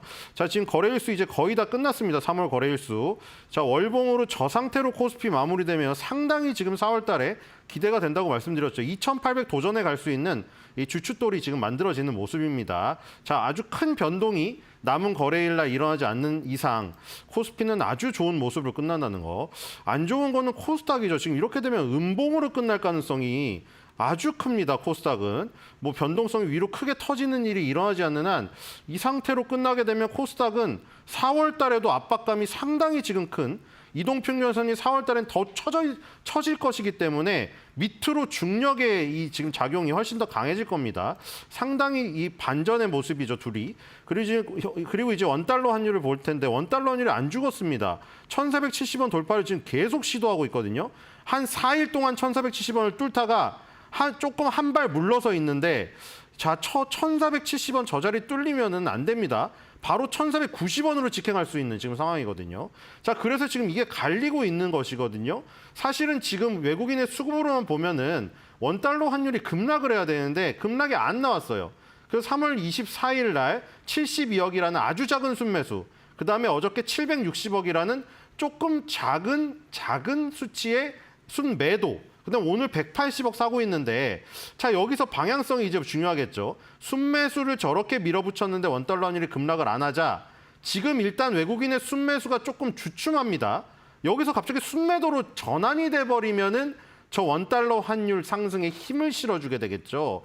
왜냐하면 지금 원래는 저렇게 외국인의 순매수가 들어오게 되면은 원달러 환율이 달러 가치가 내려가고 주식이 올라가고 이런 게 이제 벌어져야 되는데 지금 이 달러 가치가 안 내려가고 있는 상황입니다. 이렇게 돼버리면은 달러 가치가 급등을 하니까 오히려 달러 자산을 사고 원화 자산을 안 사는, 반대로 이제 외국인 순매도를 달러 가치 강세가 불러일으키는 이 반대의 모습이 출현할까 봐 그게 좀 겁이 나네요. 어쨌든 간에 코스피의 모습은 상당히 기술적으로는 좋다는 거. 자, 거래소 시총 상위를 보겠습니다. 현대차, 기아 이렇게 붙은 건 상당히 오랜만이죠. 사이가 상당히 좋네요. 오랜만에 기아가 삼성전자 우선주를 제치고 6위에 올라가면서 현대차, 기아가 나란히 5위, 6위를 차지했습니다. 자, 그리고 하나 에어로스페이스는 다시 한번 또 KB금융이랑 이제 멀어지는 상황이죠. 자, 은행권에서 차입을 하던 유상증자를 하던 그거는 이 임원진들의 어떤 비전이나 뭐 계획에 따라서 하는 거고 부채비를 높이기 싫다, 그것도 이해를 하는데 중요한 팩트는 뭐냐면 하나 에어로스페이스가 고점권에서 저 유상증자가 고점에서 조정할 수 있는 핑계를 준 거는 팩트라는 겁니다. 그러니까 고점에서 굉장히 안 좋은 시점에서 사신 분들은 물려서 기분이 굉장히 안 좋을 수가 있다는 것이죠. 그런 부분에서 유상증자의 타이밍에 대한 문제인 거죠. 타이밍. 조금 더 빨리 나왔으면 어땠을까? 왜 저렇게 하필이면 기술적 고점, 물론 기술적 고점을 맞춰서 한 건 아니지만 아주 공교롭게도 굉장히 고점에서 이격이 상당히 많이 벌어져 있는 가운데 RSI 및 MACD가 전부 고점을 가리키고 있는 그 상황에서 하필이면 터뜨린 유상증자가 이 어떤 선의의 피해자라면 피해자랄까? 아니면 하나에어로스페이스의 추가 상승을 바랬던 그거를 막 기술적인 부분을 왜 안 하고 했느냐, 그렇게 욕한다면은 그거는 주주분들에 대한 좀 예우가 아닌 것 같고요. 어쨌든 간에 고점에서 그런 핑계가 됐다는 건 확실합니다. 자, 코스닥만 보고 넘어갈게요. 코스닥은 지금 에코프로 보면 에코프로 2위, 3위가 또 둘이 2차전지가 붙었습니다. 왜냐하면 HLB가 요즘에 빠졌기 때문이죠. 에코프로가 잘 나가서 그런 게 아니라 HLB가 빠져서 자연스럽게 에코프로가 3위에 올라간 겁니다. 그리고 이제 HP, SP, 그리고 셀트리온 제약 요 정도만 플러스고요. 나머지는 지금 다 파란색인 걸 보면 여러분들 아시겠죠? 코스닥이 코스피에 비해서 시총 상위도 이렇게 허약하다는 거. 이런 거를 조금 감안을 하시면서 대응을 하셔야 될 것 같습니다. 예, 신일섭위원회 시장 내용까지 좀 말씀을 좀 들었습니다. 확실히 좀 분위기는 코스닥보다는 코스피 쪽으로 좀 더 무게가 실려 있고 외국인 순매수 규모도 좀 그렇고요. 부분이 좀 담겨 있는 것 같습니다. 자, 이번에 이제 섹터별 상황 좀 살펴볼 시간입니다. 곰배 랭커 전해 주십시오. 네, 국내 증시 개장한 지 14분여가 흐른 상황입니다. 싱크풀을 통해서 투자자들의 검색 빈도가 높은 섹터부터 살펴보겠습니다. 오늘 투자자들은요, 구리에 대한 검색을 가장 많이 하고 있습니다. 트럼프 관세 우려로 인해서 구리 가격이 사상 최고치를 경신했습니다. 그로 인해 오늘 구리 관련 기업들의 주가도 강한 상승이 나오고 있고요. 우원식 의장에 대해서도 검색을 많이 하고 있습니다. 이번 주 내내 국내에도 정치적 불확실성이 이어지고 있는 가운데 관련 정치 테마 테마주들이 또 움직이고 있고요. 재난안전도 검색 많이 했습니다. 지금 우리나라 곳곳에서 산불이 나고 있고요. 이로 인한 인명피해까지 이어지고 있는 상황입니다. 쉽게 산불이 잡히지 않을 것으로 지금 보이고 있고요. 결국에는 이러한 여러 가지 악재 속에서 오늘 재난안전 관련 기업들도 함께 지금 주목을 받고 있고요. 전선 관련돼서도 한번 주목을 해보겠습니다. 전선도 오늘 구리 가격이 상승하면서 함께 좀 움직이고 있는 모습 나타나고 있습니다. 2차 전지에 대해서도 검색 많이 하고 있습니다. 테슬라가 반등하면서 이로 인해 오늘도 국내 2차 전지 관련 기업들까지도 매개세 확산되고 있습니다. 그럼 투자자별 동향도 함께 살펴보시죠. 유가증권 시장입니다. 오늘 외국인이 어제 7거래일 만에 매도로 돌아섰다가 다시금 매수로 전환하는 모습입니다. 기관도 900억 원가량의 물량 담아내고 있고요. 쌍끌이 매수세 메이저 수급 유입되고 있습니다. 다음은 코스닥 매매 동향 함께 확인해 보시죠. 코스닥 같은 경우에는 외국인이 소폭입니다만 물량 던집니다. 150억 원가량 물량 출회하고 있고요. 이 물량을 개인과 기관이 소화해주고 있습니다. 네, 다음으로는 업종별 등락률 살펴보시죠. 유가증권 시장입니다.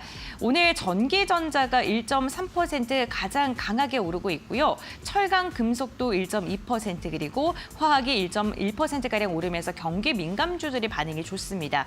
반면에 경기 방어주 성향이 있는 음식용품은 오늘 한 걸음 쉬어가는 모습이고요.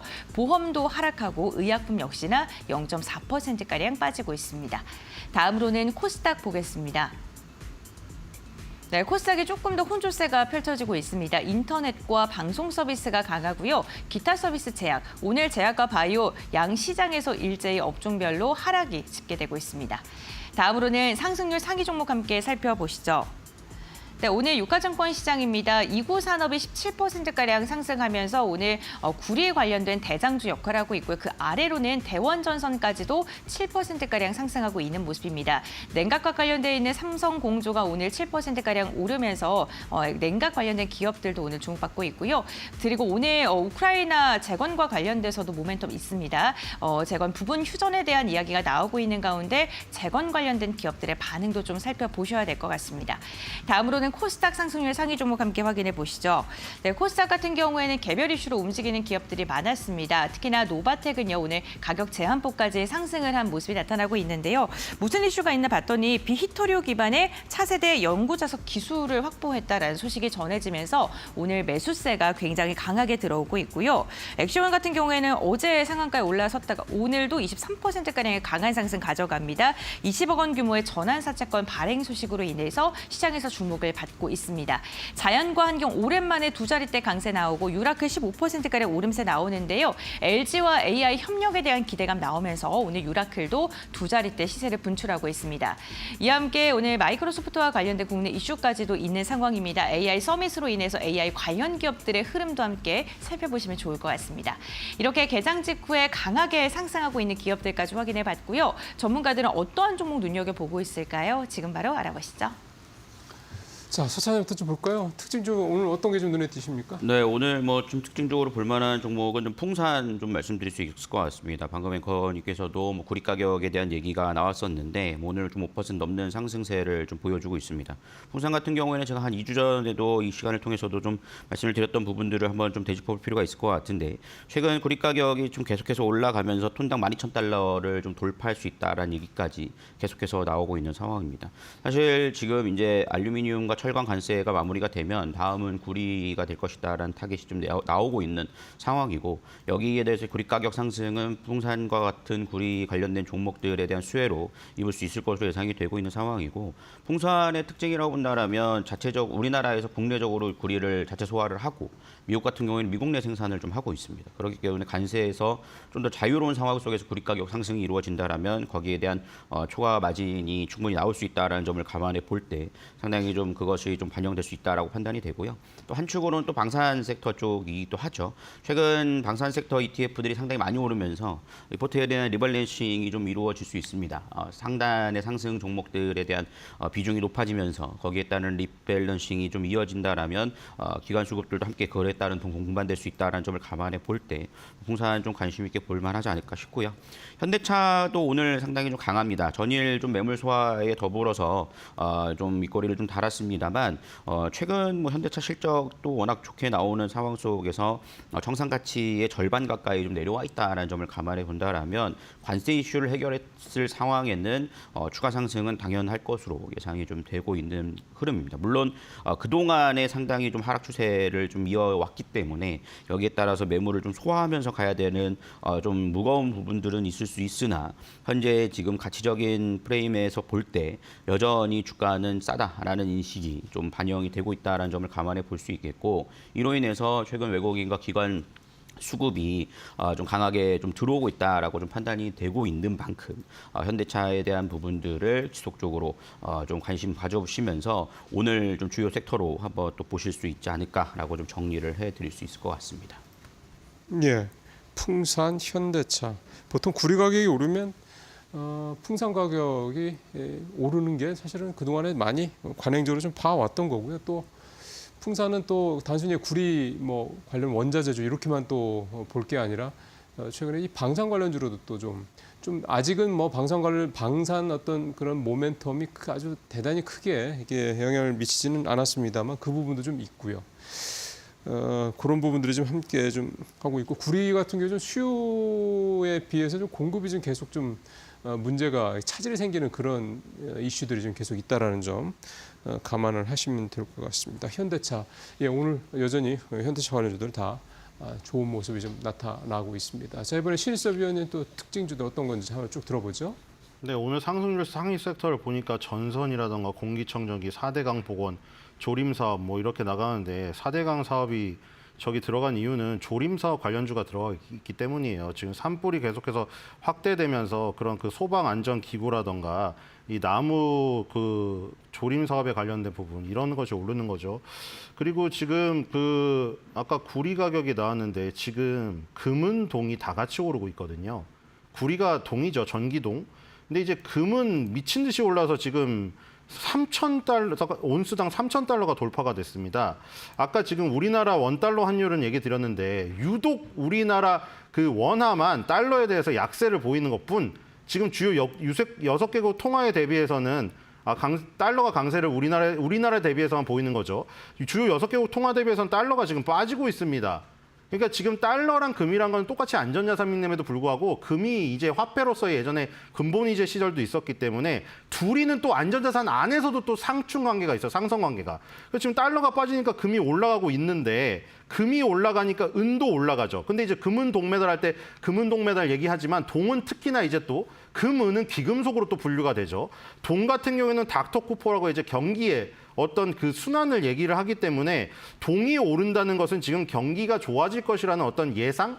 그래서 닥터쿠퍼라고 불리죠. 이제 금도 좀 있으면은 11,000달러가 돌파가 되면은 이 신고가를 가게 됩니다. 그래서 동 가격이 오르니까 아까 풍산처럼 이제 동을 가공하는 업체도 오르지만 오늘 전선업체가 오르지 않습니까? 전선업체는 데이터 센터발로 전선이 많이 팔린다 뭐 그것도 있는데 동을 많이 갖고 있죠. 전선을 만들기 위해서. 그래서 재고의 평가 이익이 엄청나게 올라갑니다. 그래서 이제 풍산 같은 업체뿐만 아니라 전선 업체들도 같이 움직이는 이 알고리즘이 형성되는 거예요. 구리 가격, 그다음에 동 가공업체, 전선업체 다 같이 움직이는 게 이 한 연장선상에 있다는 거. 그래서 금은 가격이 신고가, 역사적 신고가를 갔기 때문에 동 가격도 역사적 신고가를 갈 확률이 높다. 올림픽 금은 동메달 순 아닙니까? 똑같이 움직여요. 자, 그다음에 이제 4대강 복원이라던가 이 지금 조린 사업에 속한 것들은 파라텍이나 자연과 환경 뭐 이런 것들인데 뭐 이거는 사실 좀 마음이 아픕니다. 산불이 확산되는 것을 바라기 싫은데 저 종목들을 갖고 있으면은 계속 올라야 되니까 그런 모멘텀이 살아 있어야 되잖아요. 그러니까 그런 지금 보시면은 500원짜리, 1,000원짜리 종목들이 많아요. 그러니까 지금 이런 산불 이슈로 잠깐 다이나믹하게 오르는 것뿐 저게 무슨 불길이 치솟듯이 올라갈 수 있는 부분이 아니라는 거. 그리고 화재도 빨리 진압이 돼서 인명피해가 더 이상 없었으면 하는 바람입니다. 네, 알겠습니다. 오늘 두 분 모두 다 원자재 관련된 이야기를 집중적으로 해주셨습니다. 그 원자재 가격 상승과 연동돼서 움직이는 기업들의 흐름까지도 좀 체크를 해봤고요. 그렇다면 오늘장 한번 정리해 보겠습니다. 먼저 소 차장님 오늘장 키포인트 말씀해 주시죠. 네, 오늘 시장에 좀 정리를 해드린다라면 뭐 공매도에 대해서 조심하자라고 말씀을 좀 드릴 수 있겠습니다. 이제 시행을 뭐 불과 일주일도 남지 않고 있는 상황입니다. 최근 대차 잔고가 증가하는 종목들 관가하시면 안 될 것 같고요. 실질적으로 물량들이 좀 크게 쏟아지면서 공매도가 좀 진행될 수 있다라는 점들을 좀 염두에 보셔야 될 거고요. 그런 부분들을 단기적으로만 대응하신다라면 또 한 번 또 이제 공매도의 순기능에 의해서 좀 과열된 종목들에 대해서는 저가 매수 기회도 있었기 때문에 이런 단기와 중장기 전략을 좀 나눠서 좀 세워보셔야 되지 않을까 싶습니다. 네, 공매도에 대한 이야기 오늘 좀 많이 해주셨는데 그럼 차장님, 공매도가 재개됐을 때 어떠한 업종을 조금 더 집중적으로 봐야 되고 어떤 종목은 조금 정리를 하는 게 좋을까요? 네, 뭐 아까 전에 탑3에서도 좀 나눠서 말씀을 드렸습니다만 조선과 방산 쪽에 대한 공매도는 여전히 우려감이 좀 나오고 있고 물론 이것이 뭐 시장에 이미 얘기가 나왔기 때문에 뭐 이것이 뭐 큰 반영은 없을 거다라는 얘기들도 있습니다만 그래도 우리가 조심해서 나쁘진 않을 것으로 예상이 됩니다. 그만큼 조선과 방산 쪽에서는 단기간 조정을 좀 염두에 두고 좀 살펴보자라고 말씀드리겠습니다. 네, 알겠습니다. 조선과 방산에 대해서 조금 공매도 재개 시점과 맞물려서 유의가 필요하다라고 언급을 해주셨네요. 그렇다면 신 의원님의 키포인트도 들어보겠습니다. 네, K제약 바이오의 눈부신 성과에 씨앗을 뿌려라입니다. 자, 뭐 HLB가 한 발 접었고, 뭐 그리고 알테오젠과 리가켄 바이오, 지금 펩트론, ABR 바이오 같은 기술 수출 플랫폼도 고점에서 조정을 받고 있지만 우리나라의 K바이오의 눈부신 발전, 이게 지금 다 나오고 있지 않습니까? 유현영의 렉나자는 무려 암 완치 완전 관해가 나오질 않나? 그다음에 이제 이 HLB나 코오롱 티슈즈는 계속해서 원샷 원킬이지만 도전을 하고 있죠. 그다음에 네이처셀 같은 경우에 줄기세포 관련주 황우석 박사 때 20년 전에 영광을 되돌려고 열심히 계속 연구를 하고 있고요. 그리고 아까 알테오젠, 리가켄바이오, 에페트론, ABL 바이오는 기술적인 부분이지 기술 수출 플랫폼으로서 파이프라인으로 지금 계속해서 돈이 들어오는 구멍을 다 꽂아놨습니다. 이런 성과들이 20년대 피비린내 나는 시체를 위해서 지금 만들어져 가고 있기 때문에 장기적으로 봤을 때 K제약 바이오는 충분히 투자 가치가 있다고 생각이 됩니다. 네, 알겠습니다. 기술력이 있는 제약바이오 기업들 눈여겨볼 만하다라고 이야기해 주셨습니다. 오늘 이렇게 두 분과 함께 개장 직후에 국내 증시 상황 정리해봤고요. 오늘 말씀 여기까지 듣겠습니다. 고맙습니다. 수고하셨습니다.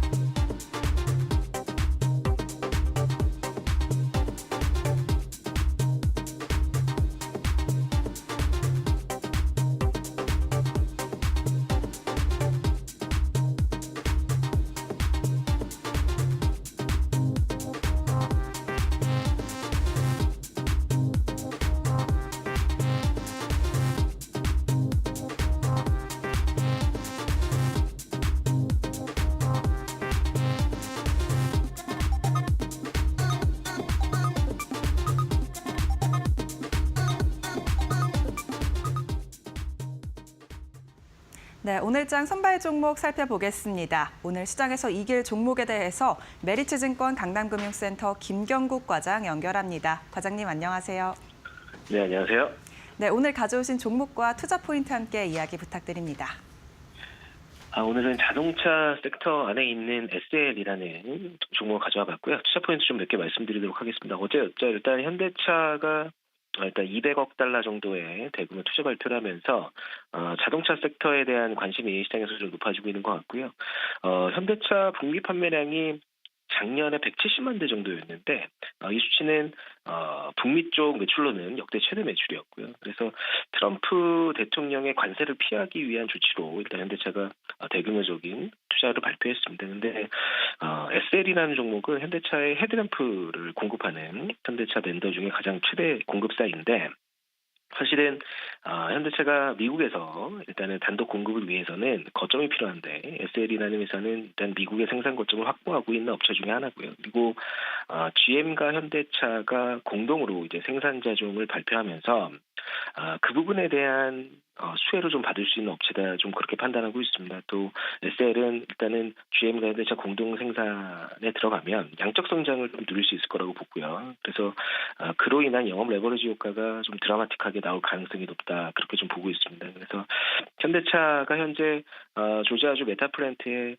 향후 계획으로는 7종에서 8종 정도의 차종이 생산이 계획되어 있는데 사실 현대모비스 멕시코 공장에서 현대차가 부품을 수급하기에는 전부 다 수급하기에는 좀 제한적인 전망이 좀 있습니다. 그래서 SL의 헤드램프가 현대차 메타플랜트 관련돼서 역할 부각이 굉장히 좀 가능성이 있다 이렇게 좀 보이고 있고 밸류에이션적인 측면에 있어서도 25년 예상 PER 5배 지금 언더에서 움직이고 있거든요. 그래서 SL 자동차 부품 섹터의 종목들이 밸류에이션이 다 메리트가 있고 현재 수급적으로 자동차 섹터가 괜찮기 때문에 SL에 하는 종목 한번 추천드려보도록 하겠습니다.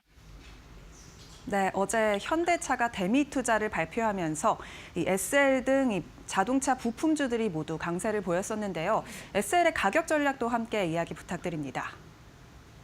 오늘 기술적으로 일단 3만 원대 언저리에서 이제 바닥 다지기가 충분히 이루어졌고요. 그래서 3만 원대 후반 가격대 오늘도 조금 상승이 나오고 있는데 아직도 좀 매력적이라고 판단하고 있습니다. 일단 기술적인 측면도 그렇고 기본적인 분석 측면에서도 펀더멘털 측면에 있어서도 아직 밸류에이션 메리트가 충분히 있기 때문에 현재가 매수 유효하다고 판단하고 있고요. 그래서 목표가는 지난번 고점이 4만 7천 원 정도 그리고 손절 라인은 3만 2천 원 정도로 잡아두도록 하겠습니다. 네, 매수가는 현재가고요. 목표가는 4만 7천 원 제시해 주셨습니다. 오늘 말씀은 여기까지 듣겠습니다. 고맙습니다. 네, 감사합니다. 오늘 종목은 SL입니다. 투자 참고에 활용하시고요. 지금까지 오늘장 선발 종목 살펴봤습니다.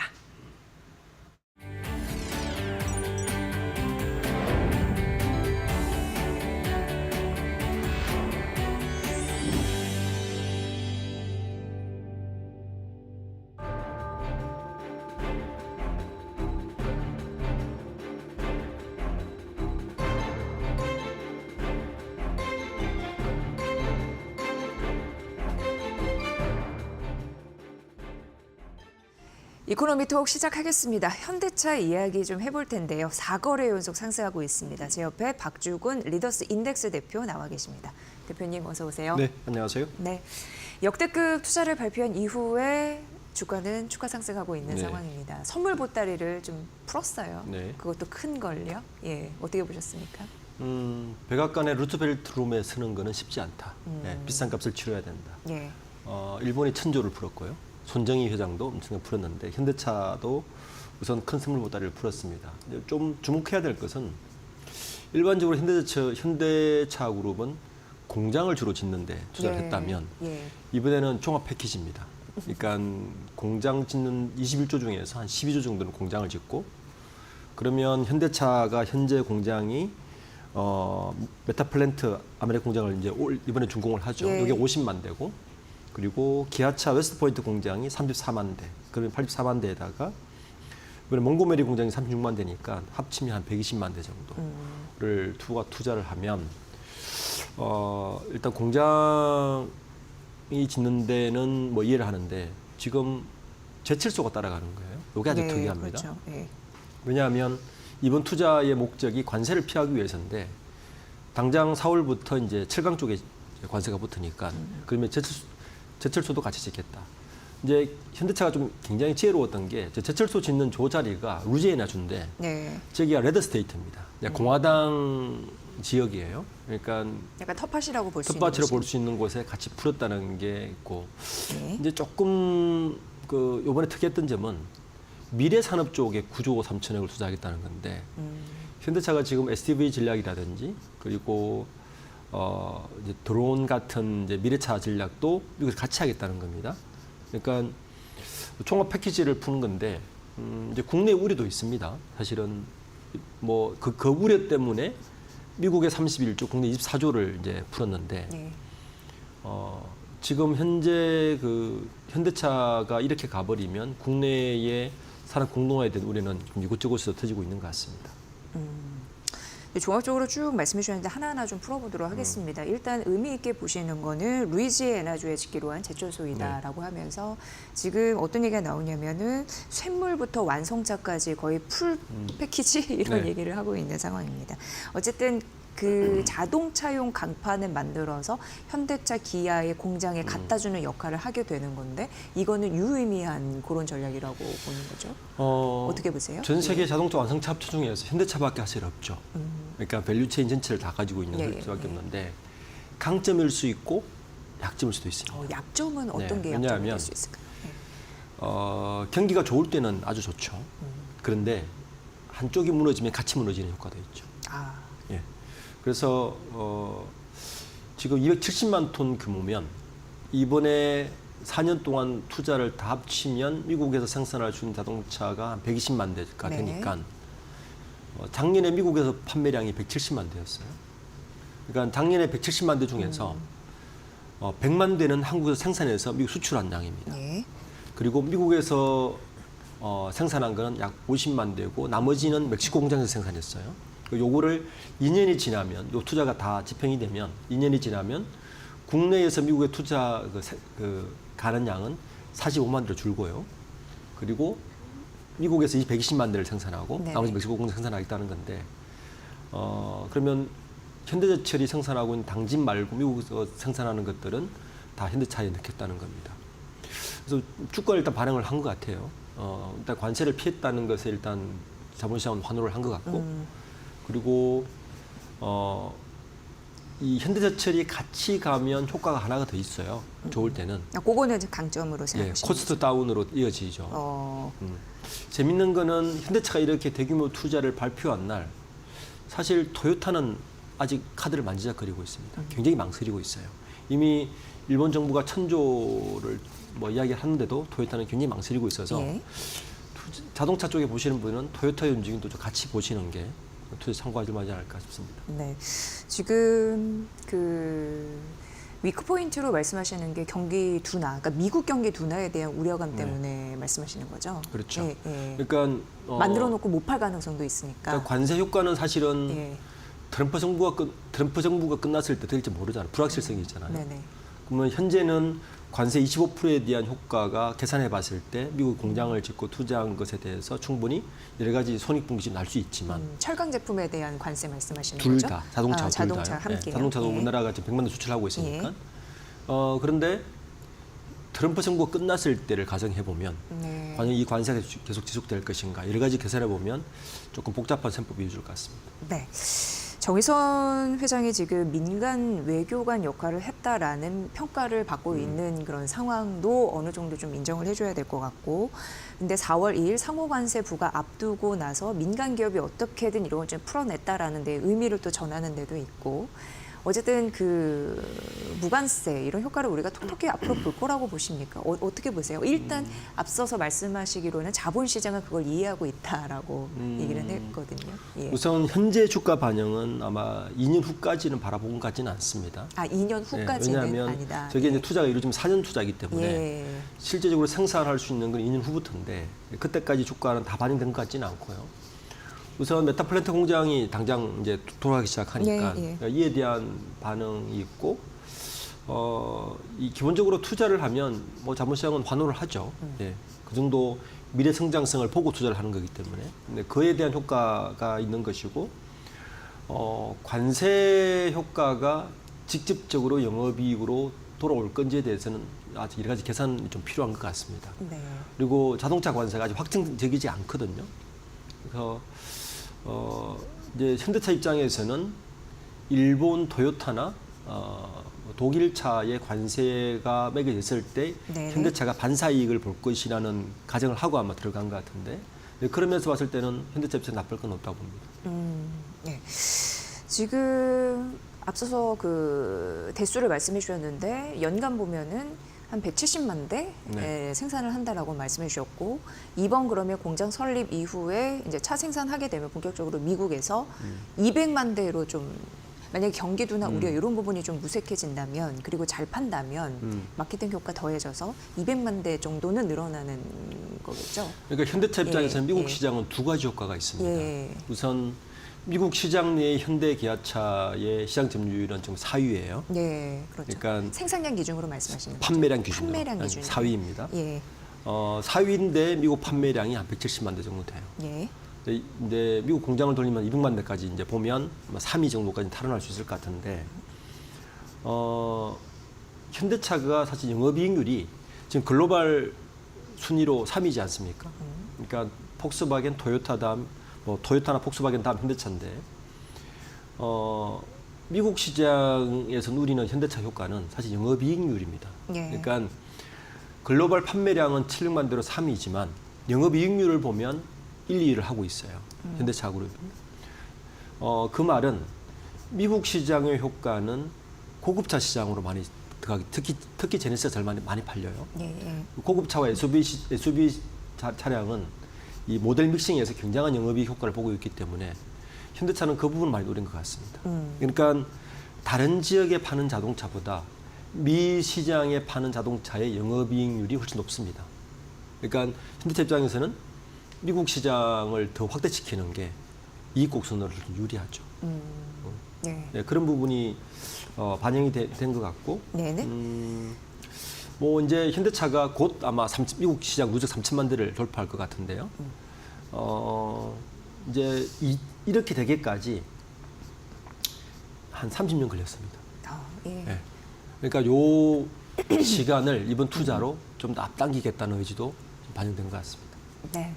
앞서서 뭐 도요타의 그 지금 뭐 눈치 보기, 상황파 이런 것도 봐야 된다라고 말씀드렸는데 전기차 캐즘의 여파가 아예 극복된 상황은 아니잖아요. 그렇죠. 이런 상황에서 글로벌 완성차들 보면은 미국 스텔란티스도 그렇고, 예, 뭐 벤츠, 독일 아우디도 그렇고 지금 인력 감축, 구조 조정하고 있는 상황이거든요. 네.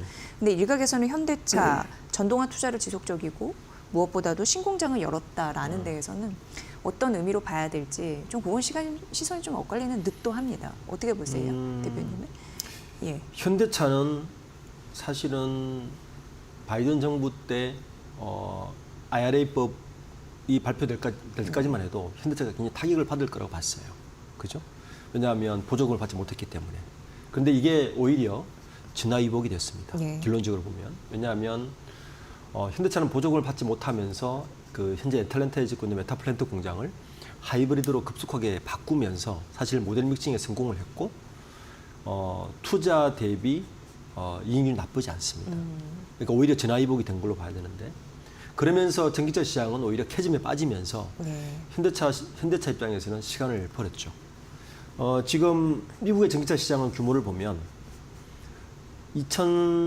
올해 240만 대를 보고 있거든요. 원래 그 중에 올해요? 예, 올해 240만 대를 보고 있는데 테슬라가 당연히 1위고요. 현대차가 지난해 기준 몇이냐면은 0.7% 정도, 0.7, 그러니까 7,000대 정도밖에 못 팔았습니다. 그러니까 네네. 한 5위 정도 하고 있어요. 그러니까 전기차 시장에 아직 본격적으로 올라오지 않은 상황에서 현대차는 GM이나 다른 곳보다 투자를 더 늘릴 수 있죠. 왜냐하면 제가 이 자리에서 말씀드렸지만 전기차 시장의 캐즘은 결국에는 가격이다. 그러니까 LFP가 되고 BYD의 그 충전, 5분 충전 같은 게 상하되면 시장은 급속도로 커질 수가 있다. 네, 배터리 말씀하시는 거죠? 그렇죠. 예. 그거와 맞물려 있어서 그렇게 돼서 전기차가 내연차 수준으로 가격이 떨어지면 전혀 다른 양상이 될 수 있기 때문에 그걸 보고 현대차는 뭐 투자는 늦추지 않을 것 같습니다. 예. 그 앞서서 현대차 그룹의 메타플랜트 아메리카 공장 준공 이슈도 말씀을 해주셨는데 전기차뿐만 아니라 하이브리드 차 이런 부분으로 좀 포트폴리오 좀 다각화하는 흐름들이 나타나고 있고 네. 이건 좀 어때요? 그 세계의 전략에 좀 맞아 떨어진다고 보십니까? 전기차에 집중하고 현대차가 민첩한 거죠. 예. 원래 그 메타플랜트 공장은 전기차 전용으로 만들었는데 현대차가 공장을 짓는 도중에 하이브리드로 급속하게 홀류 생산을 했어요. 네. 이게 사실 작년에 토요타가 하이브리드 가장 재미본 그 완성차입니다. 그래서 현대차가 이 메타플랜트 공장을 하이브리드로 홀류 생산을 한 것은 제가 볼 때 신의 한 수로 봐야 되고요. 그래요? 네. 왜냐하면 실제 이제 작년에 뭐 2차 전지를 많이 분석한 분들은 이야기하겠지만 캐즘이 작년에 끝날 거라고 보는 분들이 되게 많았어요. 근데 저는 더 오래 갈 거라고 봅니다. 일제 개점이. 앞으로도요. 네, 왜냐하면 2차 전지의 가격대를 보면 아마 저는 2, 3만 불대의 아주 전기차가 대중화차가 나오는 게 개점의 마지막이라고 보거든요. 예. 네, 그렇게 되면 대중화를 위한 좀 가격 다운이 돼야지. 그렇죠. 그게 전기차 개점의 마지막이죠. 예. 네. 그게 터널의 마지막. 현재 마켓 구간이라는 전기차 거죠. 시장은 초입에 얼리 어댑터들이 어느 정도 사고 뭐 이런 정도의 시장이 형성된 거지 아직 완전 대중화 시장은 열리지 않았거든요. 그래서 요 시간을 누가 오래 견뎌주느냐가 완성차 업체의 아주 중요한 시간이라서 현대차 그런 면에서 애틀란타 메타플랜트 공장은 그 시간을 벌어주는 하이브리드 공장으로 훌륭 생산하는 것은 제가 볼 때 신의 한 수였다고 볼 수 있을 것 같습니다. 네. 현대차 그룹은 이외에도 다양한 사업을 하고 있습니다. 보스턴 다이내믹스를 통한 이제 로봇 사업이 있고요. 도심 항공교통이나 뭐 수소 신사업이 있고요. 그 외에도 글로벌 대기업들과 함께 그 협력하는 흐름들이 나타나고 있죠. 뭐 웨이모, 도요타, GM. 그런데 아직까지는 구체화되지 않는 그런 사업적인 부분도 있어서 이런 부분도 좀 보셔야 되는데 어떤 점에 주목하면서 현대차 투자 전략을 좀 세워봐야 될까요? 현대차의 보스턴 다이내믹스는 완성차 기업 중에서 굉장히 특이한 기업 현상이죠. 네. 저는 이제 이번 미국 투자로 미국의 대규모 고용 이루어지겠지만 현대차는 아마 이 보스턴 다이내믹스를 활용하는 전략을 열심히 깔고 들어간 걸로 봐요. 일단 현장 생산 인원을 로봇으로 대체할 걸 염두에 두고 아마 투자를 한 것 같고요. 예. 그러니까 미국에 투자하면 보스턴 다이내믹스 미국에 있기 때문에 이러한 시너지 효과도 분명히 있을 거라 보고요. 현대차가 또 하나 노리는 거는 현대차가 지금 토요타나 GM과 엔비디아 협력을 많이 하지 않습니까? 네. 이게 뭐냐 하면 결국에는 자동차는 플랫폼, 자동차가 우리가 PC처럼 결국에는 플랫폼 경쟁으로 갈 겁니다. 그러니까 현대차는 SDV 전략으로 이걸 이야기하고 있는데 이 플랫폼을 누가 주도할 것인가가 앞으로 자동차 산업의 가장 큰 키입니다. 앞으로요. 그렇죠. 예. 그러니까 전기차든가 이제 어느 정도 올라오면 결국에는 소프트웨어 플랫폼을 누가 주도적으로 가지는가가 이 자동차 산업을 키를 질 것인데 그렇게 하려면 네. 결국에는 토요타와 엔비디아 같은 데와 손을 잡는 게 유리하죠. 거기다가 최근에 이제 우리 행보를 보면 정의선 회장이